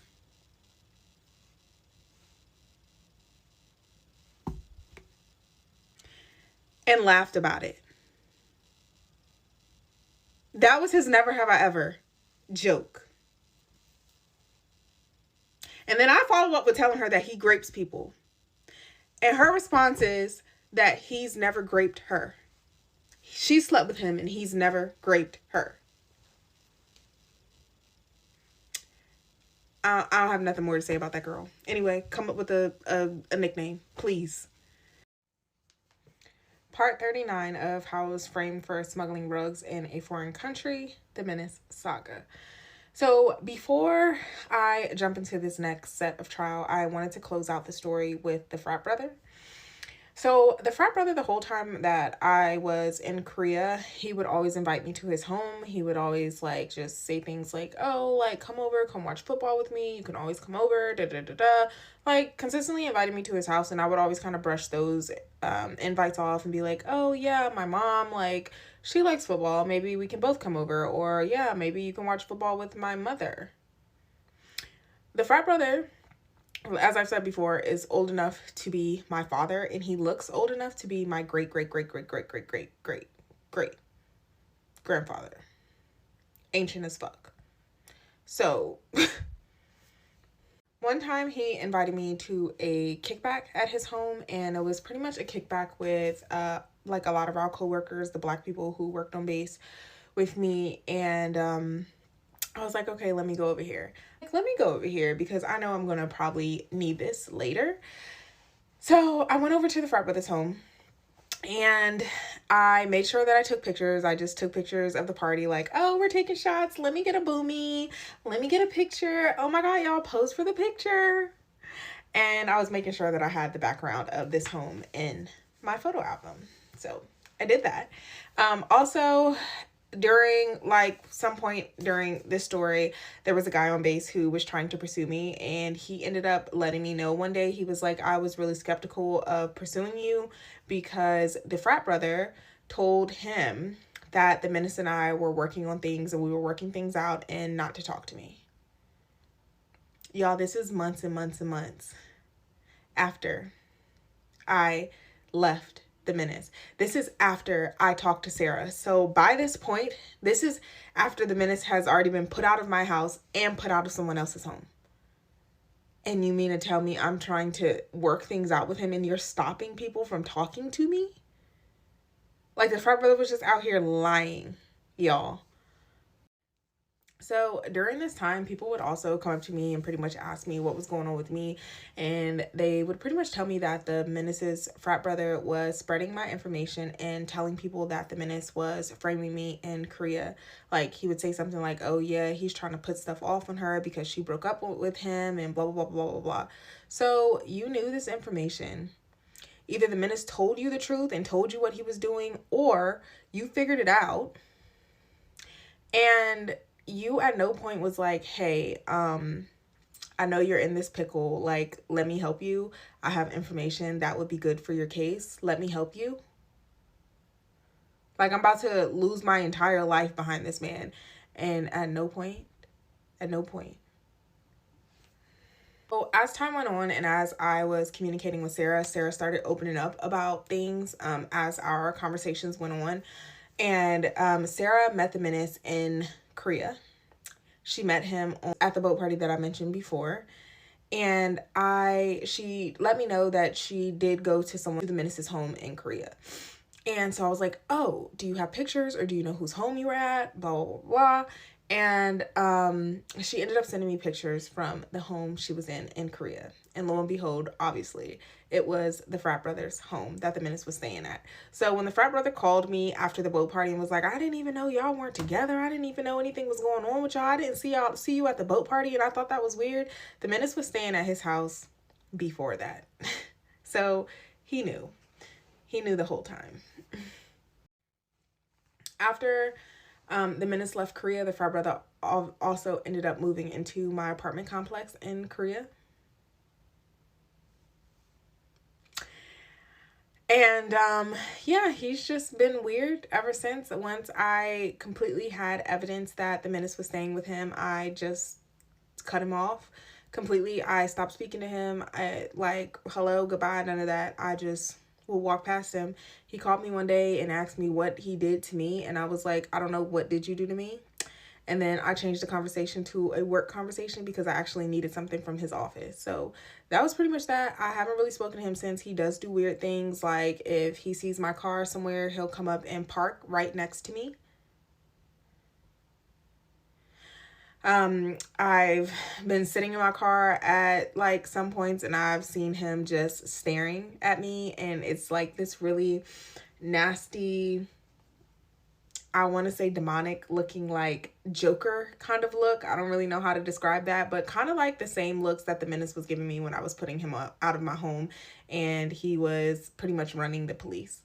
So that's kind of the same looks that this frat brother gives me now. And it's just really disgusting when I see him, to be honest. And obviously I was always on to him, so I only fed him information that I wanted him to know. And sometimes I threw little monkey wrenches in there because that's what you were doing to me. Period.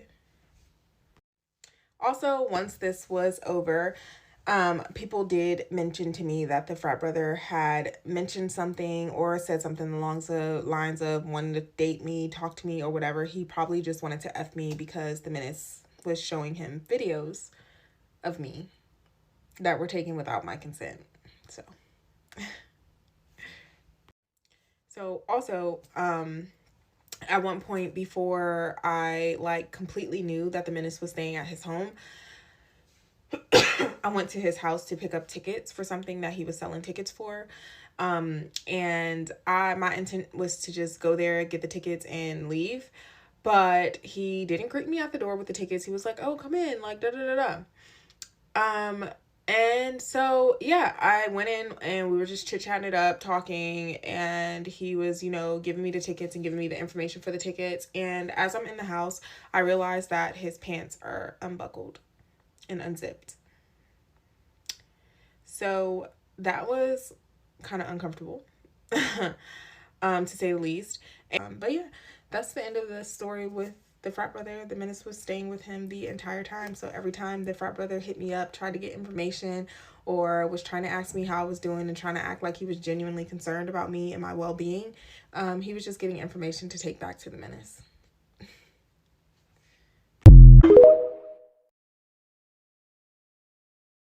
How I got framed for smuggling rugs in a foreign country, part 40 of the Menace saga. So now we are going to talk about what happened in this second set of trial hearings. So as you can see here, the fourth trial was not held, and my next trial date is March 20th. So March 20th, we get into court, and we see immediately that everything has changed. Obviously, I already said that it would, but now I have, instead of having two female judges and one male judge, I now have two male judges and one female judge, and the male judge is the head judge, and then I also have a male as a prosecutor. So my lawyer's instantly like, this judge, I know this judge, I've been in court with this judge before, he's really fair. Everything just depends on the prosecutor and how the prosecutor acts and whether or not the prosecutor believes you. So that happens. So on this day, March 20th in court, the prosecutor is requesting for the menace to be subpoenaed to court. Mind you, we already know that the menace is not in Korea. So why are you subpoenaing him to court when it's in the case file? You clearly didn't read the case file. So, my lawyer's like, he's not here. And so they pretty much are like, well, if we can't get him here, we'll do something on video conference so that he can testify. So the prosecutor is using the menace as evidence against me. That's why he's being subpoenaed to court right now, so that he can testify to put me in prison. The prosecutor at this time is also asking for evidence that the lawyer had removed from the evidence file, the file that goes to the judges. The prosecutor was also asking for some of that evidence to be re-entered into this trial. Now we know that we are about to have a time with this prosecutor, and he's kind of wasting time. We're already on the second set of trial, and now you're trying to subpoena the menace to court. That's wasting time, because in trial in Korea, one thing happens each time. So if he subpoenas the menace to court, then that means the next court date, nothing really happens. That was the court date set for the menace to come to trial. If there's a witness in court, the only thing that happens that day is the witness testimony. And that's it. Court's adjourned. So you're just prolonging this process now at this point. So as you can see here, my fifth trial was held on May 10th. So from March to May, nothing. That's how long these things are spread out. And then my next trial is set for 7 June 24. During my fifth trial, obviously the menace did not show up to court. Also during this time, the prosecutor at this point looked over the case file, and he was like, if he comes to Korea, we pretty much won't have a way to get to him or get him, because he'll be arrested as soon as he gets into the country. So that was one thing.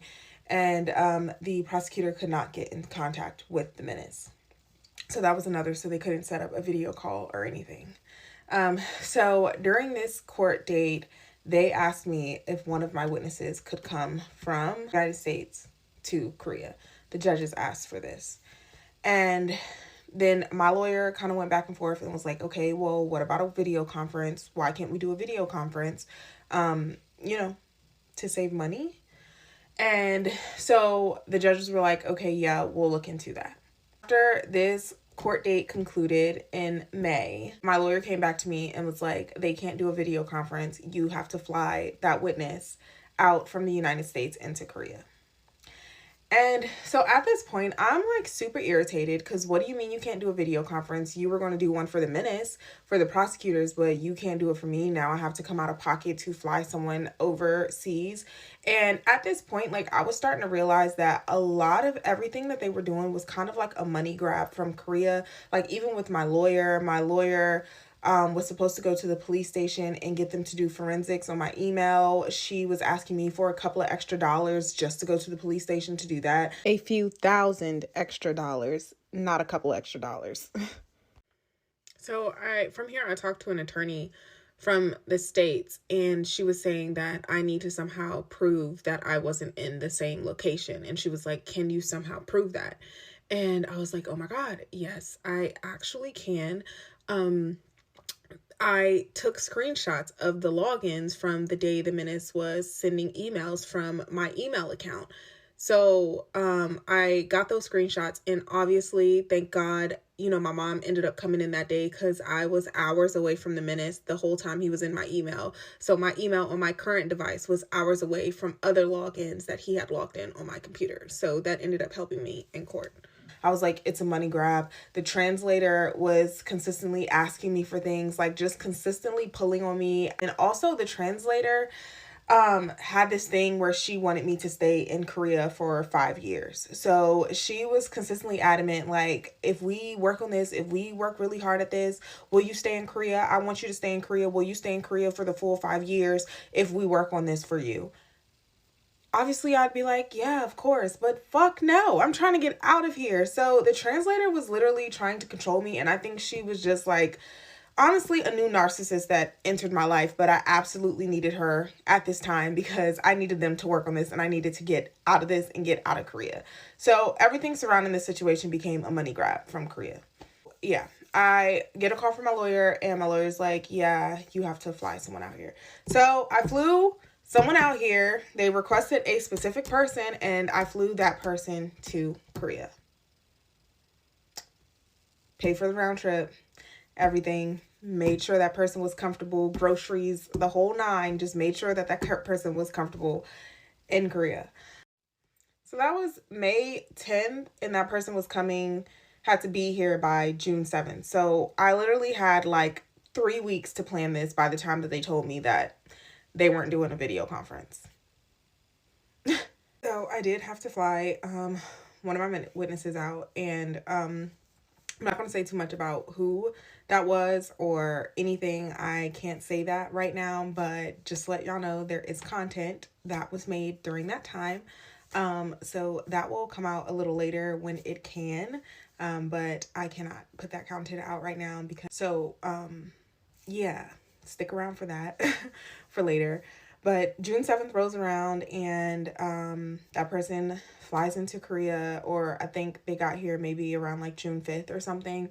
And so we're sitting down with her and, you know, just going over everything that the prosecutors and the judges are going to ask and what my lawyer is going to ask. So we're, you know, she's meeting with my lawyer, she's meeting with my translator, and that's what we're doing. She testifies in court, and that went well. I think that went well from my perspective. From my lawyer's perspective, it went well as well. After she sits down and she's done testifying, that is when my charges are read to me, and that is when my possible sentence is read to me, and that is when I found out that I would be, I could be spending 5 to life in prison. The judges initially said that the highest sentence was life. That is what he first said. And y'all, when I tell y'all, I kind of blacked out from there. I really didn't hear anything else that he said. And I was just like, wait, can I ask a question? I was like, how long is life? Like, what does life mean here? You know, like, I need to know what are we looking at? Like, does that mean like 25 years, or does that mean for the remainder of my life? Like, what's the range? And I didn't hear him say 5 years. My witness actually told me later that he said the lowest sentence was 5 years, and my lawyer told me that later as well. But y'all, I did not hear that in court. My brain just went blank, and I was like, life? Life? Mm-mm.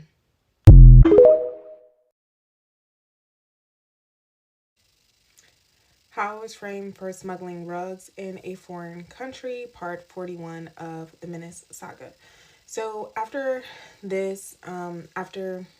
all that happened and my witness testified and all of that, the prosecutor is now requesting for the translator who translated the menace at the prosecutor's office when the menace was framing me. The prosecutor's now asking for that person to testify in court. So as you can see here, my sixth trial was scheduled for June 7th, and the next trial is June 19th. So June 19th is rolling around, and that's what we're preparing for. Obviously, my lawyer at this point is like, this prosecutor is trying like really hard to put you in prison, pretty much. Like, he's trying so hard, pretty much grasping at straws. My witness's testimony was really good, so now he has to pull out another witness because he can't get the menace here. So we sit down in court, and the translator who translated for the menace comes to court. And, you know, she's telling her counts and everything. He ends up saying in court that they knew that the menace was framing me. She was just like, the defendant, which is me, was just really silly, didn't, you know, come forth or say anything, but we knew that the menace was framing her.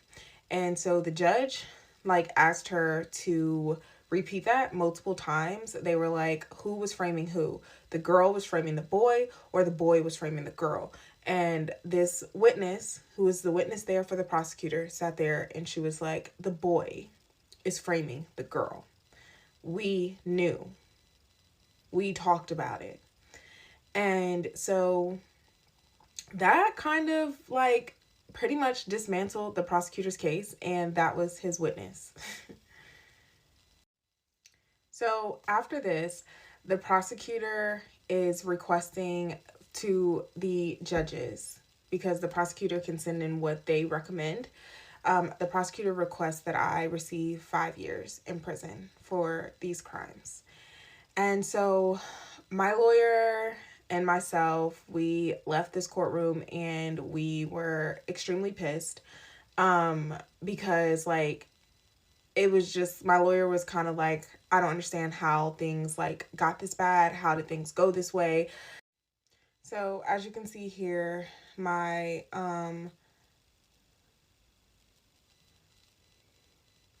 next trial was held on June. Trial from this was held on June 19th. I scheduled the next trial.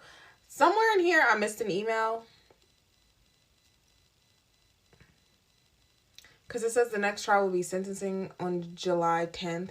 I missed an email somewhere. I don't know, but there was another court date after this June 19th court date, and that was me testifying.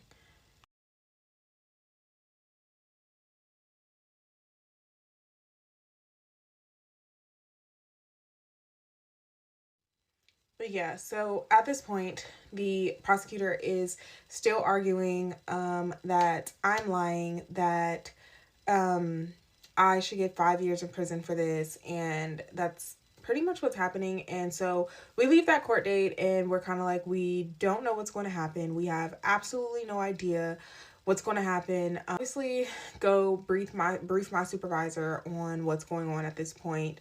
My lawyer and my translator are also like, if things go bad, we can definitely appeal the court if things go bad.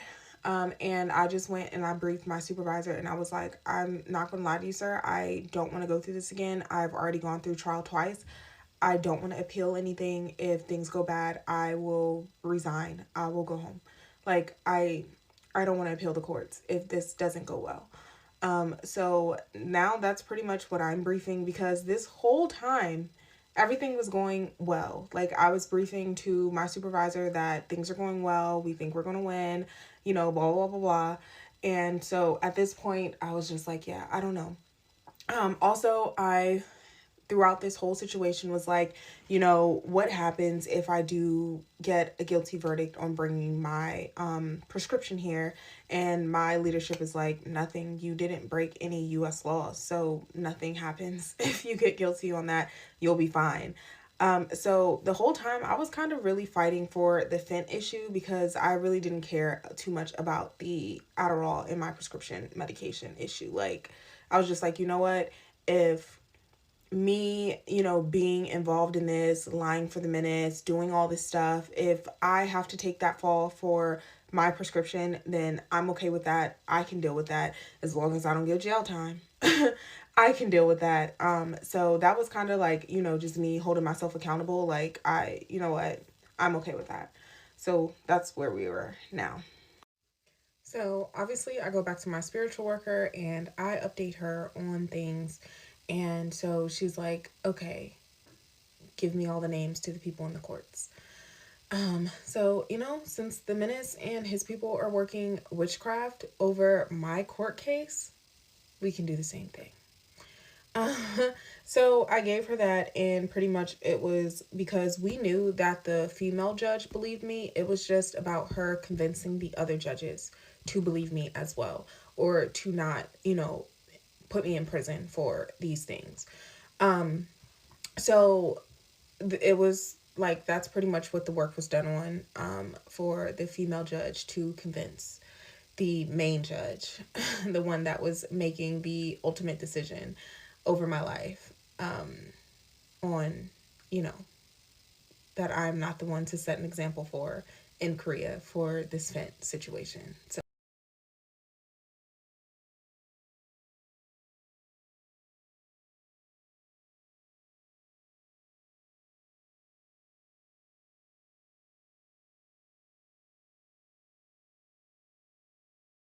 my last court date, I testified, and I, you know, pretty much told them everything that I've kind of told you all. Some stuff I know that I left out, but I told them everything. You know, I was like, this was my ex. He really could have murdered me.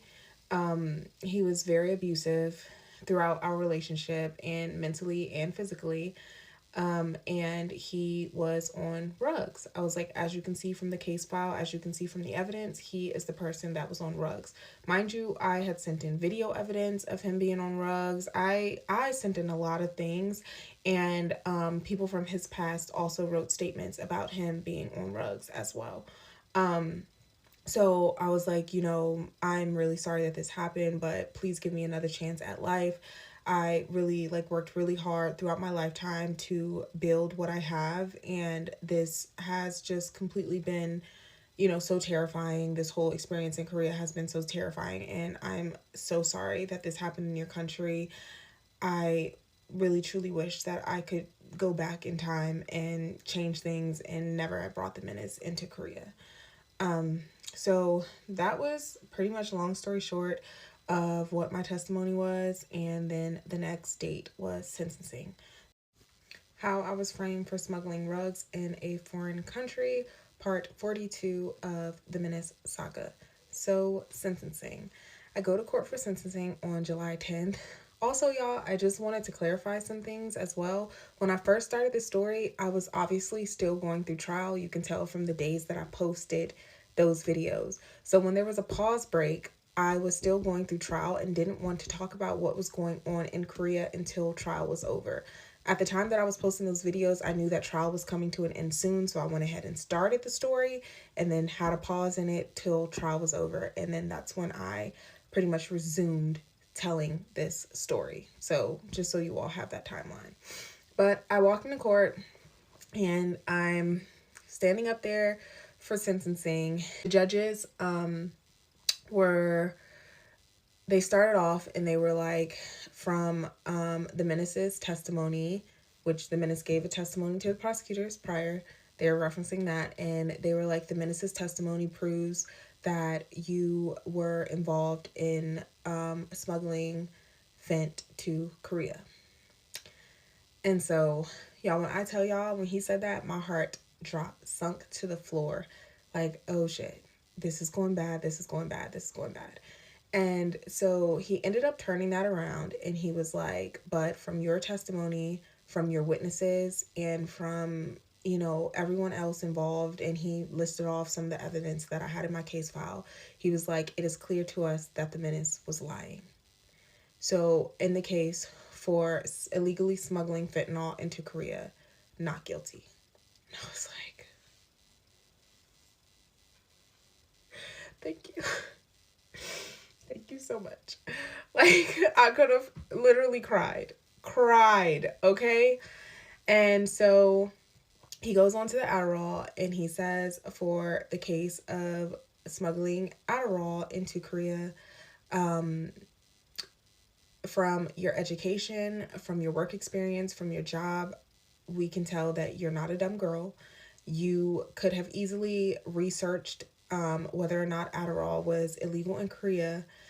And yeah, pretty much guilty on that. And I was like, okay, I can accept that. I can accept that. Also though, like I said, Adderall is in Korea. You can get it from Base.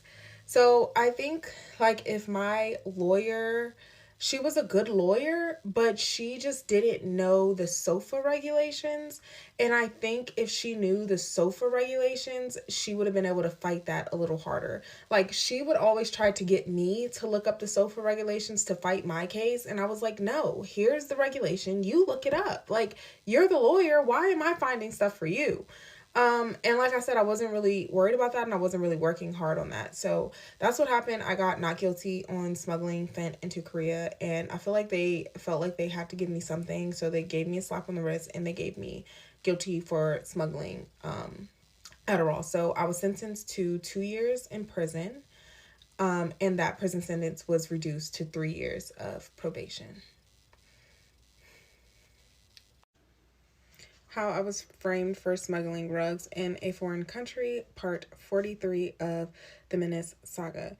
So, what probation means in Korea?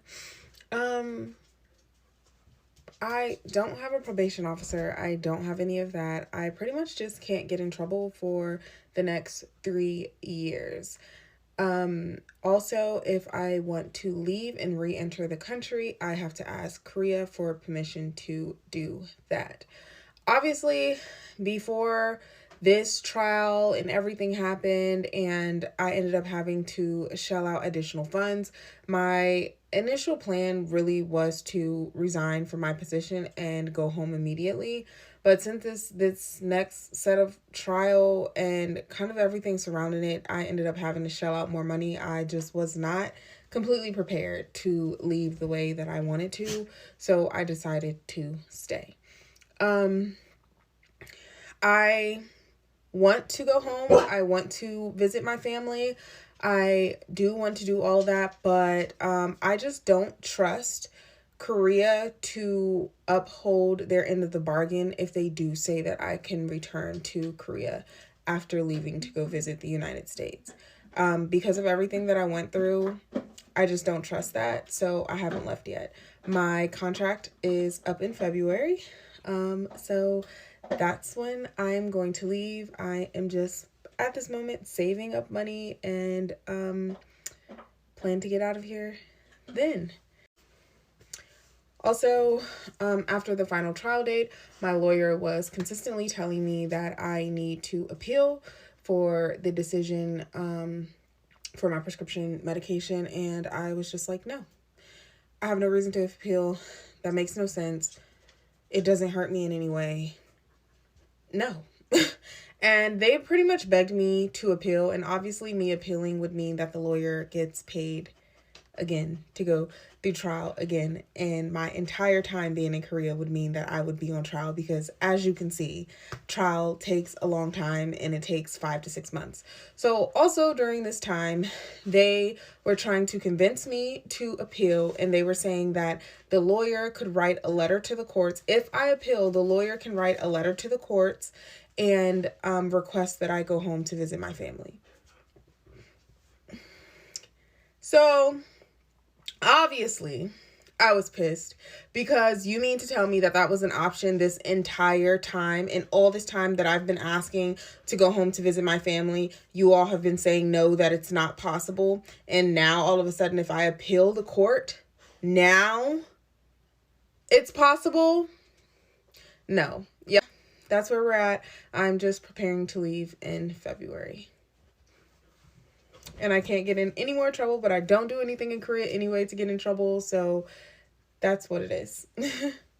If I get in trouble, then I'll be retried for all the other charges that happened. So, yeah.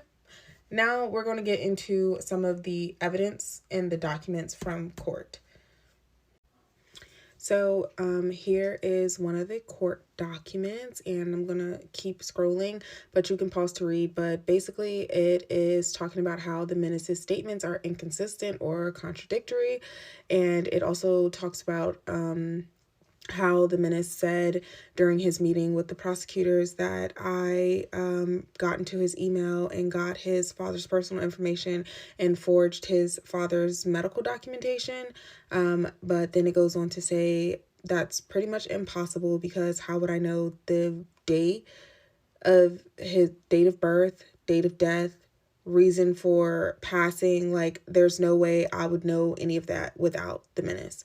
So it goes on to say that.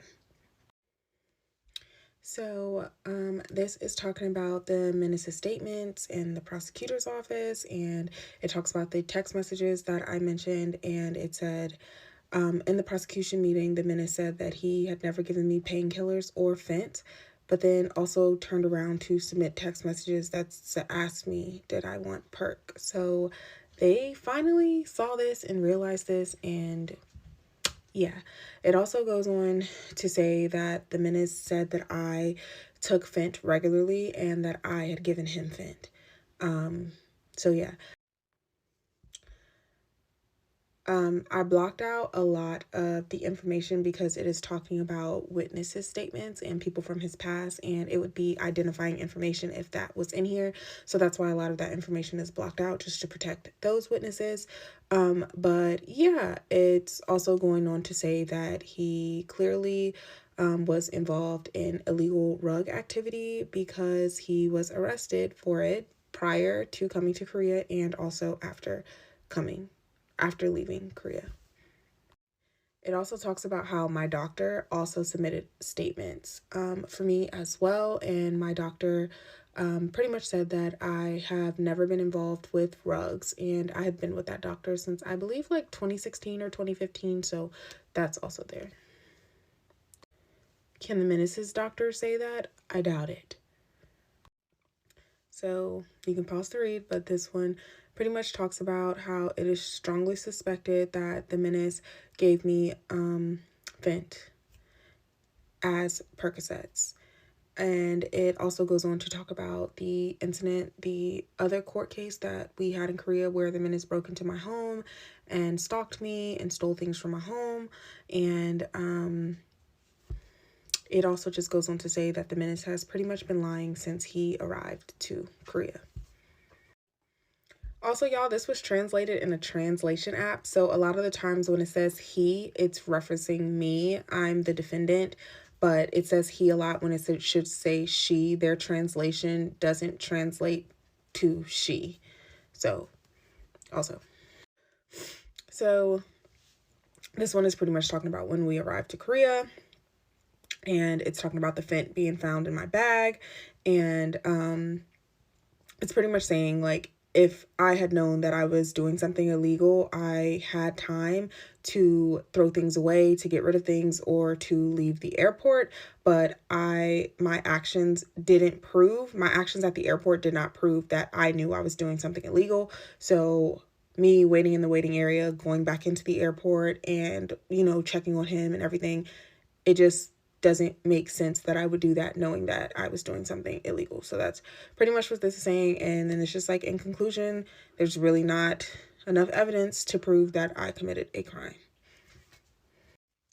So y'all, don't mind my laundry in the back, but that is finally the end of the Menace saga. Finally. So I do have a live scheduled. I'm going to get on live next week, Saturday, 8 a.m. my time. So that's like Friday night, y'all's time. I don't know. Y'all are going to have to look that up, but it is scheduled. I think you can see the link in my bio. So that will be the final live that I do, answering questions about the Menace. Any lives after that, I will no longer answer questions about the Menace saga unless there are updates of some sort. So yeah. That is it, y'all. I'm finally done. We can get to just get on with life, and I don't have to relive this anymore after Saturday of next week. Thanks. Thank you for sticking around, and thank you for like the new supporters and the new cousins that I have, my new TikTok fam. So y'all, yeah, I just thank y'all for the support, for real. And I just thank y'all for sitting here through this long story time. I know I'm the most horrible storyteller, but I tried to get it out. I was reliving trauma. No matter how many times I tried to re-record videos, it just never came out right. So, that's just what it is, but it's over, y'all. It's done. So thank you, everyone who stayed tuned this whole time.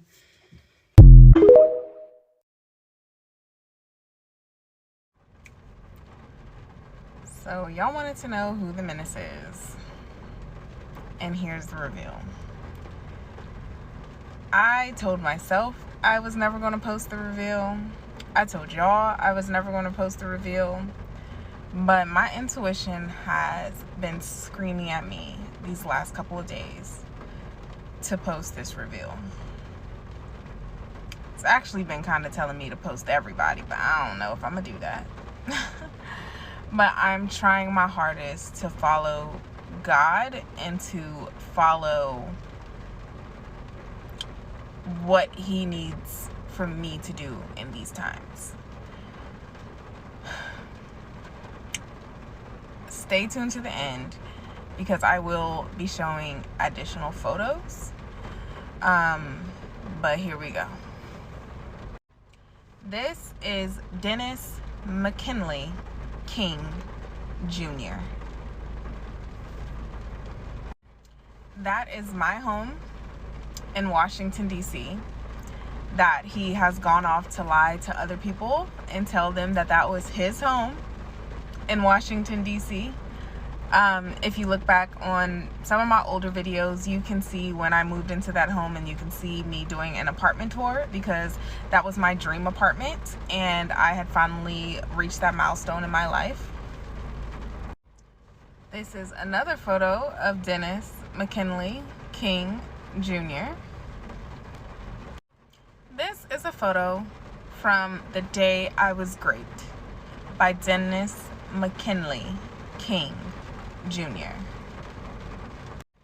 This is also another photo from Dennis's body from that night. Now those, especially the scratches on his arms, are clearly defensive wounds. And the thing that gets me about those photos is just how weak I was. If I really, truly was biting someone or like scratching them, I promise you I can do way more damage than that. And those photos really show me just how much I was trying to pull out any possible strength that I had to get him off of me. This is me all dolled up before meeting the Menace. Me on a chill day before meeting the Menace. Crocs, sweatpants, a onesie. Also me before the Menace. This is me during the Menace in South Korea. If you can see over on my arm, there's a lighter area there where I've covered up bruises with makeup. Look at my eyes. Just take a moment to look at my eyes. This outfit choice is also not something I would have put together. When I tell y'all that a narcissist will literally suck. I was tired of looking at that picture. A A narcissist will literally suck and drain the life out of you. I don't know who that person was. I have absolutely no idea who that was. They will suck every ounce of beauty from you. Anyway, let's go into who I am now. This is me a few months ago. Also still going through trial, but thriving, to say the least. At this point, I know that I'm okay.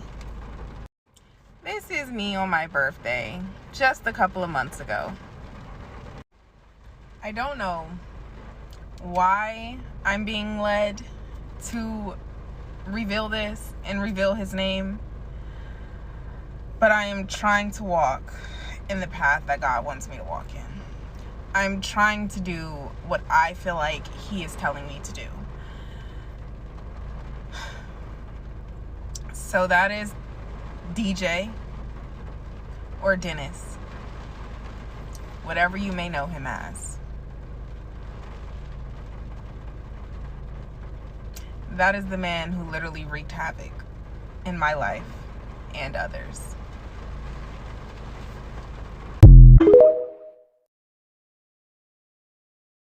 I'm like an R-A-P-E-R. Got so many essays. Wait, he didn't just spell the word rapper and leave out a P, did he? Yep, R-P.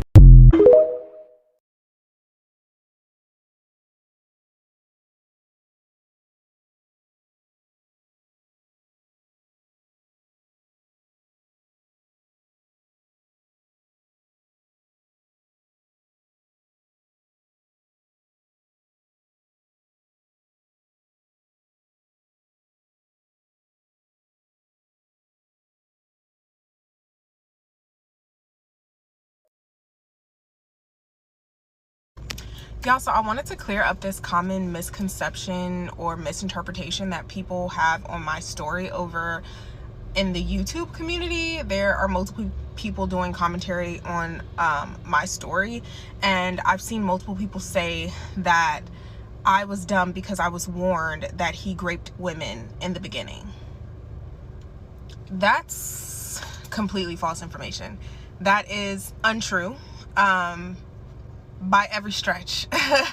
What happened, as I said in season 1, is that someone came to me and warned me that he was being sexually inappropriate at a party in my apartment building, and I wasn't aware that it stepped into an essay realm until later.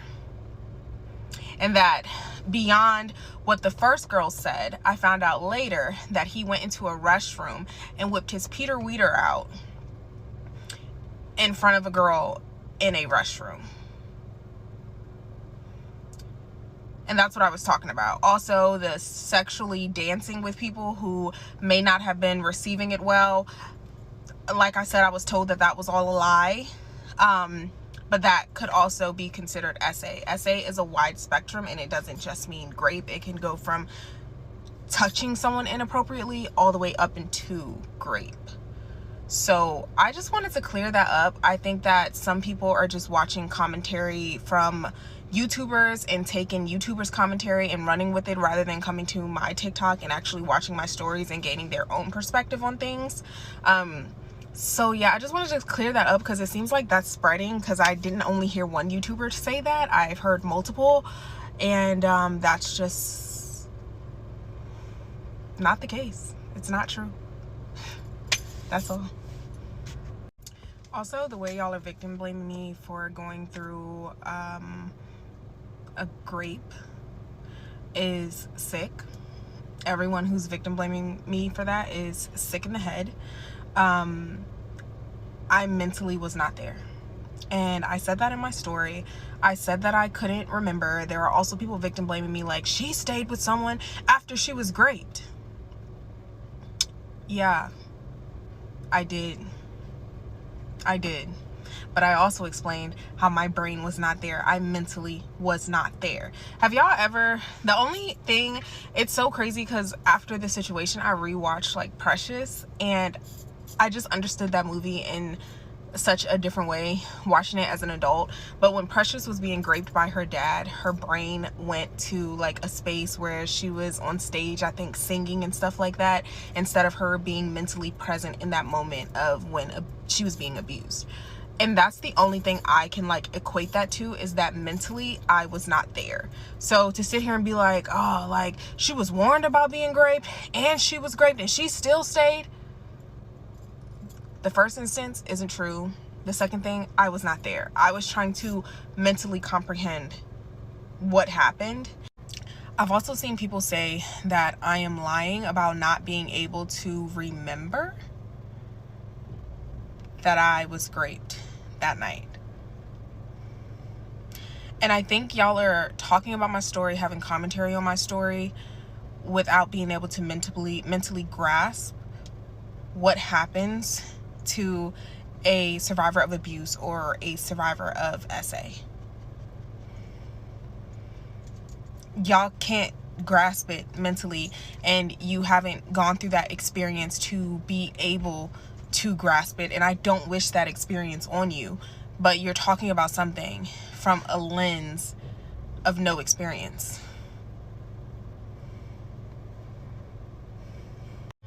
So yeah, I really think y'all are sick in the head. Truly.